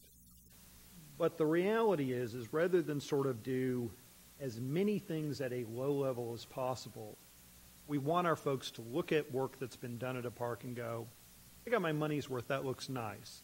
We don't want to gold plate it. We don't want the Taj Mahal.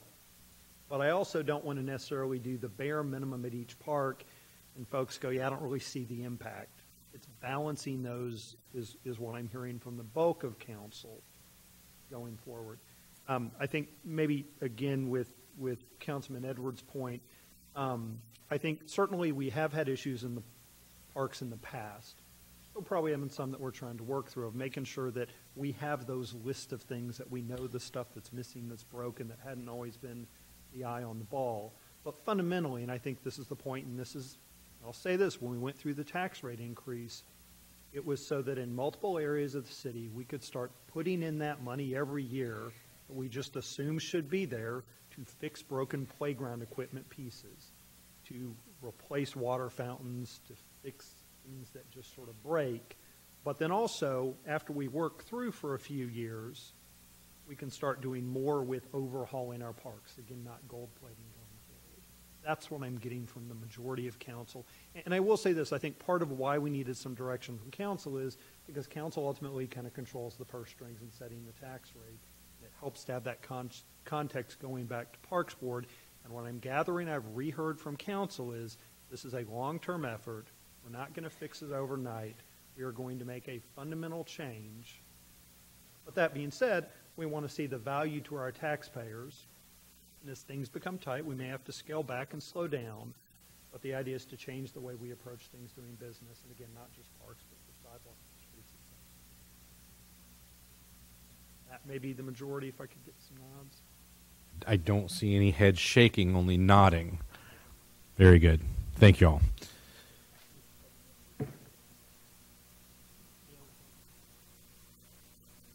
Next thing we have is a workshop discussion regarding an overview of the purchasing process and amendments to the purchasing policy.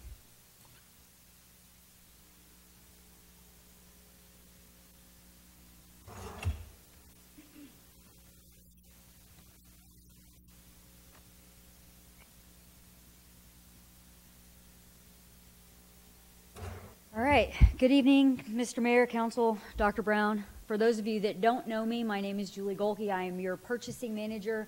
I joined the city in May of 2018, and after getting settled in, took some time to start doing a department review. What I really wanted to look at was some challenges that we've identified, the impact of those challenges, how they impact us as a city, what corrective action we've already put in place, and looking forward, what actions can we take to make sure that we're continuously improving. In that department review, the most critical things that we looked at were our current policies and practices. We looked at what our other benchmark cities like San Marcos, Selma, New Braunfels are doing that we could model, and then best practices amongst the purchasing field overall. What we found is that we had an outdated purchasing policy with practices listed that really didn't make sense for the time and the place. There was ambiguity amongst the city staff pertaining to rules, what requires council approval, what doesn't. When should we look at quality as a higher percentage of importance than qualification or than price? We're exceeding the not to exceed value on contracts. We have expired contracts. When should we insource versus outsource? Inaccurate information, inconsistent documentation, and overall, what this all meant to me was we had a lack of formal purchasing training that needed to be addressed. So, what are the impact of these challenges? Not going to read through all of them. Ultimately, what it came down to is we had unauthorized purchases, which is definitely not in our best interest. We had increased procurement times, which led to rejected projects. We've reduced vendor response, and those two things alone have increased pricing for the city. The less response we get, the higher the prices we're going to have to pay. So what are we doing to correct these issues? We've updated the purchasing policy, which was included in your packet, the old version and the new version, as well as an outline of what changes we made. We did analyze those benchmark cities. We revised the format so it's easier to use. We went with clear and concise language for ease of understanding. And we added a whole new section on procurement authority that talks about when different approval levels are required, so there's not any questions. We've also implemented pre-procurement meetings for larger projects, talking with the project leads about the process, about the criteria weightings that we're going to use for evaluation, so quality, experience, references, and of course price. And we walk through the highest ranked vendor and award process to make sure there's no confusion before we even start the process. As far as not to exceed value on contracts, this is a big point of emphasis for us. We used to run vendor volume reports on a monthly basis. We have now gone to running those weekly. Every Monday or Tuesday, given if it's a holiday, we're running that report. We're recording the not to exceed approvals in Encode, which is our system of records. So when you guys pass a resolution giving us $75,000, that's going in Encode so that everyone can see it. And it provides a consolidated database of that information by fiscal year, so there's no doubt amongst city staff. Expired contracts is another thing that we're starting to look at. We're doing that monthly. We're reviewing 3 months out for any contracts that are coming up set to expire so that we have plenty of time to get out there, get a new procurement done, and get a new contract in place before that expiration happens. And we've implemented quarterly department meetings to discuss large projects and existing contracts that may be coming up in the near future for expiration. Purchasing training, this is something near and dear to my heart. If you don't know what the rules are, I can't expect you to follow them. So we've put together a training program that I'm calling Purchasing 101.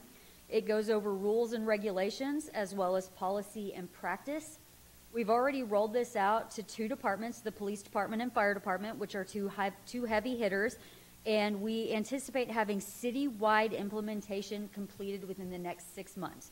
So any single person who is authorized to make purchases on behalf of the city will have gone through this training and know the rules and the regulations. We've also rolled out guidelines for RFP evaluators, so they have clear and concise guidelines on how to do an evaluation of a large project. With regards to the insourcing and outsourcing, we've implemented sourcing strategy and guidelines, and we've added those to the purchasing policy for individual staff members to review while they're preparing to talk to the executive team about their projects. And then again, we're talking about these in those executive team quarterly meetings. The inconsistent procurement documents, we've standardized our service RFP template, so every RFP that gets posted and published is the exact same template. It makes it very easy and clear for the vendors to review and know what's going on. We are in the process of implementing the EJCDC construction documents, which were part of the enhanced programs that you all approved with the new tax increase in the new budget, which is going to help construction companies. These contracts are used across the board throughout the state of Texas and the country. And we've standardized our evaluation process, which is really going a long way to improving that process. So looking forward, there are some areas that we realize we still need to work on. One of those is going to be an audit of procurements under $50,000 for compliance, making sure that when departments go out and they get their 3 bids and they award to a vendor, that they're really doing their due diligence. They're getting those 3 bids. They're making sure that we're awarding to the lowest priced vendor that meets the quality expectations that we've outlined.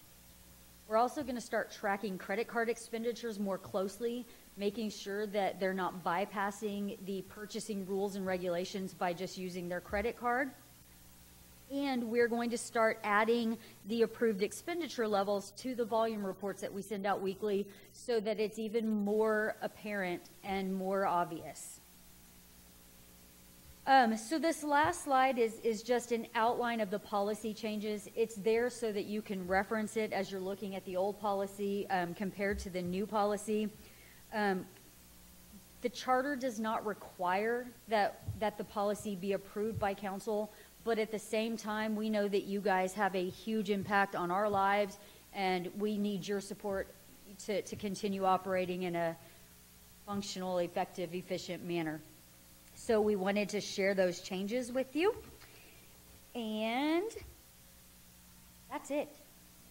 What impact, feedback, and comments and concerns do you guys have? Who'd like to start us off? Mr. Gutierrez? You indicated that you're going out 3 months before contract expires. Yes, sir. Did you find that where prices were a little higher when it was necessary because the contract expired tomorrow? In some cases, yes, sir. When you have an expired contract, you're no longer subject to the terms and conditions of that contract or the pricing. So once that contract expires, that vendor can now start charging you whatever they want to. Whereas when we look at 3 months out, we have time to implement that process and go out and do a competitive solicitation to ensure we're getting best value for the company, for the city. Okay. The other thing you indicated is the insource versus outsourcing. Yes, sir. What about training individuals? Take, for example, our fleet vehicles. Mm-hmm. Certain maintenance has to be done by outsource because they're not certified. Mm-hmm. Have we thought about training our staff so they can get the certifications? I think that's part of a warranty issue. Familiar with this question that just came through for council. So certainly one of the things that we do is when we don't have staff who have certifications or training, we then have to look to outsource. So for instance, we don't have currently any fleet employees that have their EVT certification, emergency vehicle technician. We also don't have a building inspector who is certified to do medical gas. And so those things we outsource. So part of what the issue is we look at how many of those do we do. Probably not cost effective for us to send somebody through the medical gas certification. We don't do that many of them. We have the on-call folks. They're certified. It's most cost-effective, just bring them in. Now, again, if I've got a long-term employee who has all their other certifications that I'd be interested in getting it, probably a good way to keep them engaged in the organization, but it's not a pressing matter. The issue at times we have with others, like the EBT certification, is once we send those people through to get that, they become much more marketable, and then they leave the city. Doesn't mean we don't do it, but what it means is we just need to keep looking at, now, what do we need to do through the class and comp so that we're compensating those folks with those certifications, and it's not just a constant turnover cycle. So yeah, what Fleet will tell you, and John Harshman may be here, he is that we are trying to get our folks certified to be able to do that. Now again, doesn't mean we'll do everything in-house. The workload that Fleet has, the limited space, we may still send the bulk of it out to sit-ins to do it, and there's some reasons for that. But if we've got something that comes in, we have somebody certified, we may have the ability to make the choice to do it in-house. So I think that's a good example of where we'd want to do that. Yes, sir. One final, I appreciate the proactive approach that the city's taking now. We have Todd back there where we're looking at our facilities before they actually need repair. The maintenance is much cheaper than repairs. So I appreciate the staff for taking a proactive approach, because in the end, it saves us money. Thank you. Anyone else? Dr. Scagliola, you have anything? No? Dr. Brown? Yeah, I just want to thank the team. Brian has really made a very strong effort at this, and Julie has done a really good job. We're not there yet. We're not completely done, but we have a plan. And so there'll probably be some mistakes in the future, but when we find them, we're going to correct them, and we're going to do our best to carry out the plan. So we'll move forward, and we'll get it done. Yeah, thank you very much. The consistent efforts toward improvement at everything we do in the city allows us to be responsible with the taxpayers' money. So it's good stuff. Thank you very much. I appreciate it. All right, next item that we have up, we have discussion and consideration and potential action regarding the confirmation, appointment, or election of the mayor pro tem. Mrs. Dennis, did you have anything you wanted to start off with? Did you want me to go ahead and kick us off and move forward? Well, in your packet, in your packet, I provided information that's in the charter. I also provided you information regarding what the Council Code of Conduct is regarding the mayor pro tem position. It's up to discussion. It's up to you guys. You're the ones that change that where we go every 6 months. So you're going to be seeing the mayor pro tem position change more frequently, and I'll try to stay on top of that when it's coming due. Tonight you get to discuss, amongst yourself and decide who you believe, would like to be the next mayor pro tem, and if you decide who it is, then maybe at the next meeting, the February 5th meeting, Mayor, you will swear that individual in as mayor pro tem. So it's discussion amongst the council at this time. Yep. Indeed. So just to remind everyone where we are, from 1958 to 1974-ish, the city council chose a mayor pro tem from amongst its ranks. They were elected by their fellow members and served for a year. Somewhere in 1974, that was changed to a rotating basis. That went on until just a few years ago, where we had moved back to the council choosing one of its own to serve for a year. And then recently, the council decided to change back to a 6-month rotating position. This is purely the realm of city council. I don't have a vote, and you guys have to decide what you want to do as far as selecting a mayor pro tem. My only commentary would be, whatever you decide, imagine that person serving in this chair should I ever get hit by a beer truck or some other natural disaster befall me. That person will need to sit in this chair and serve as the mayor, the acting or interim mayor, as Dr. Scagliola did quite skillfully several years ago. That said, council, Dr. Scagliola. Yeah, I was really appreciative this time around when I was appointed the mayor, and quite frankly, I had no problems when they changed the rules. I like the idea of rotating the responsibility. And so with that said, no further ado, I nominate Councilmember Hayward for appointment to Mayor Pro Tem for the next 6 months, starting 1 February. Second. I have a motion from Dr. Scagliola. Actually, we do have this for action. Motion from Dr. Scagliola, a second from Mr. Edwards. Comments, questions from council? Anyone else? If not, then I'll call for a vote. Aye. Aye. Aye. Aye. Aye. Aye. 7 ayes, no nays. Councilman Hayward will be sworn in as Mayor Pro Tem on February 5th. All right. All right, next up, we have a few closed sessions that we need to attend to this evening. We have items 14, 15, and 16. City Council will meet in closed session under Section 551.071 of the Texas Government Code, consultation with the city attorney regarding pending or contemplated litigation, an EEOC claim regarding former employee Michael Harris. Item number 15, City Council will meet in closed session under Section 551.071 of the Texas Government Code, consultation with the city attorney regarding pending or contemplated litigation, in particular GVSUD versus the City of Schertz. Item number 16, City Council will meet in closed session under Section 551.074 of the Texas Government Code, personnel to hear a complaint or charge against the city council member in place for. We're going to recess our open session. We're going to go to closed session. We'll come out as soon as we're able.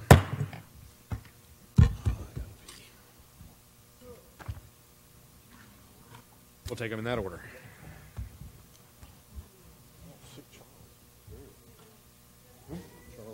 Zach? 9:07. We are back in open session. Next item that we have on the agenda, items 14A, 15A, and 16A take any action based on discussions held in closed sessions. There is none.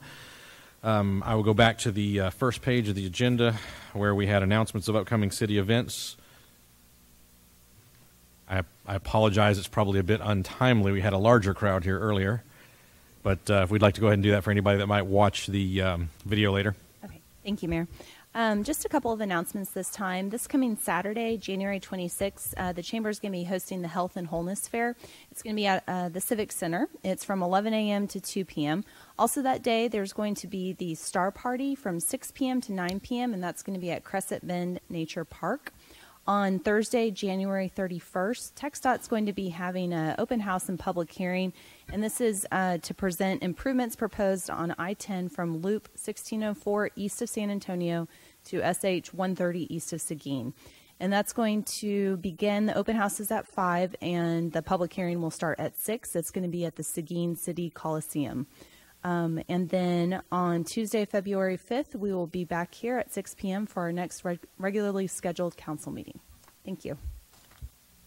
Very good. Next item, announcements and recognitions by the city manager. Do you have anything this evening, Dr. Brown? No announcements this evening. Announcements and recognitions by the mayor. I would like to recognize the martial arts facility that is now in the old dance studio next to our old animal control facility. They had a group from Korea here in the city of Schertz, and the worldwide grandmaster for their art form, who sits on the South Korea-North Korea unification team, here visiting with us. They invited me to come and join them. They put on an amazing, I would call it, frankly, a performance more so than simply a demonstration. Kids are from the ages of probably 6 and 7 to early teens. And to have those folks here in our country for the first time and to be here in Schertz was truly an honor, and I really enjoyed spending the evening with them on Friday. Next thing we have on the agenda, we need to go back to the end. My city manager said he has no announcements. Next item, request by mayor and council members that items be placed on a future city council agenda. Do we have anything that we need that's not already in place? Mr. Mayor, point of privilege. Yes, Mr. Edwards. I'd like to go back to 16A. Yes, sir. Just to let everyone know for the viewing public, the charges that were made were baseless, unfounded, and actually quite embarrassing. But I wanted to say that publicly for those that are watching this video. It's an embarrassment. It truly is an embarrassment. Thank you. Yes, sir. Anything we need to have placed on a future agenda that we don't already have? Very good. Announcements by the mayor and council members. We'll start with Mayor Pro Tem Scagliola. Yeah, I think allergy season is almost over, so I'm appreciative of that. Last Thursday, I went to the chamber mixer, and I won the prize. I was using my city business card, so technically I guess the money belongs to the city. So I intend to donate it to a fund allocated for fixing our fire truck. As soon as that fund is set up, Mr. James. That's all I have, sir. Very good. Mr. Davis? Nothing, sir. Mr. Gutierrez? Nothing, sir. Mr. Larson? Mr. Edwards? Mr. Mayor, I had a call from the Schertz Law Center, and they were asking about feather signs. They said they tried to put in a request for permits, and they didn't. No feather signs. Well, that's the issue. They actually said that there were 20 different locations that have feather signs, and they were not allowed to do it. So if you could address that with them. We'll get code enforcement on it. Also, Sue's Sew and Stitch called as well, and they said they were trying to renovate, and they needed to put a pod out for a few days. And I think the limit was 60, but they needed more than 60 days. Is that correct? Not if it's a construction-related thing, if that's the case. So let me check on that one. Okay, thank you. That's all I need. Thank you. All right, Mrs. Hayward? I just want to say I attended several events last week. The Northeastern Partnership was a real treat and learned some things.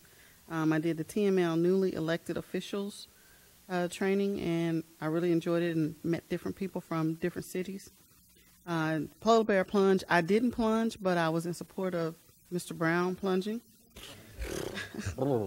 I did the winter reading kickoff, and because I didn't do the polar bear plunge, I decided I would let a python rest on my shoulder, and that was interesting. I did the chamber lunching and the JBSA Randolph Task Force. I caught the end, but I'm sure it's something that if I had been there the whole time, I really would have understood what was going on, but I caught the tail end of it and talked to a few people to get a little more information. Very good. Mr. Brown? We missed you all at the pool. Yes, you did. It was a beautiful morning. That's all I got. All right. I don't have anything else. If there's nothing else from staff or from council, then we stand adjourned. Of course.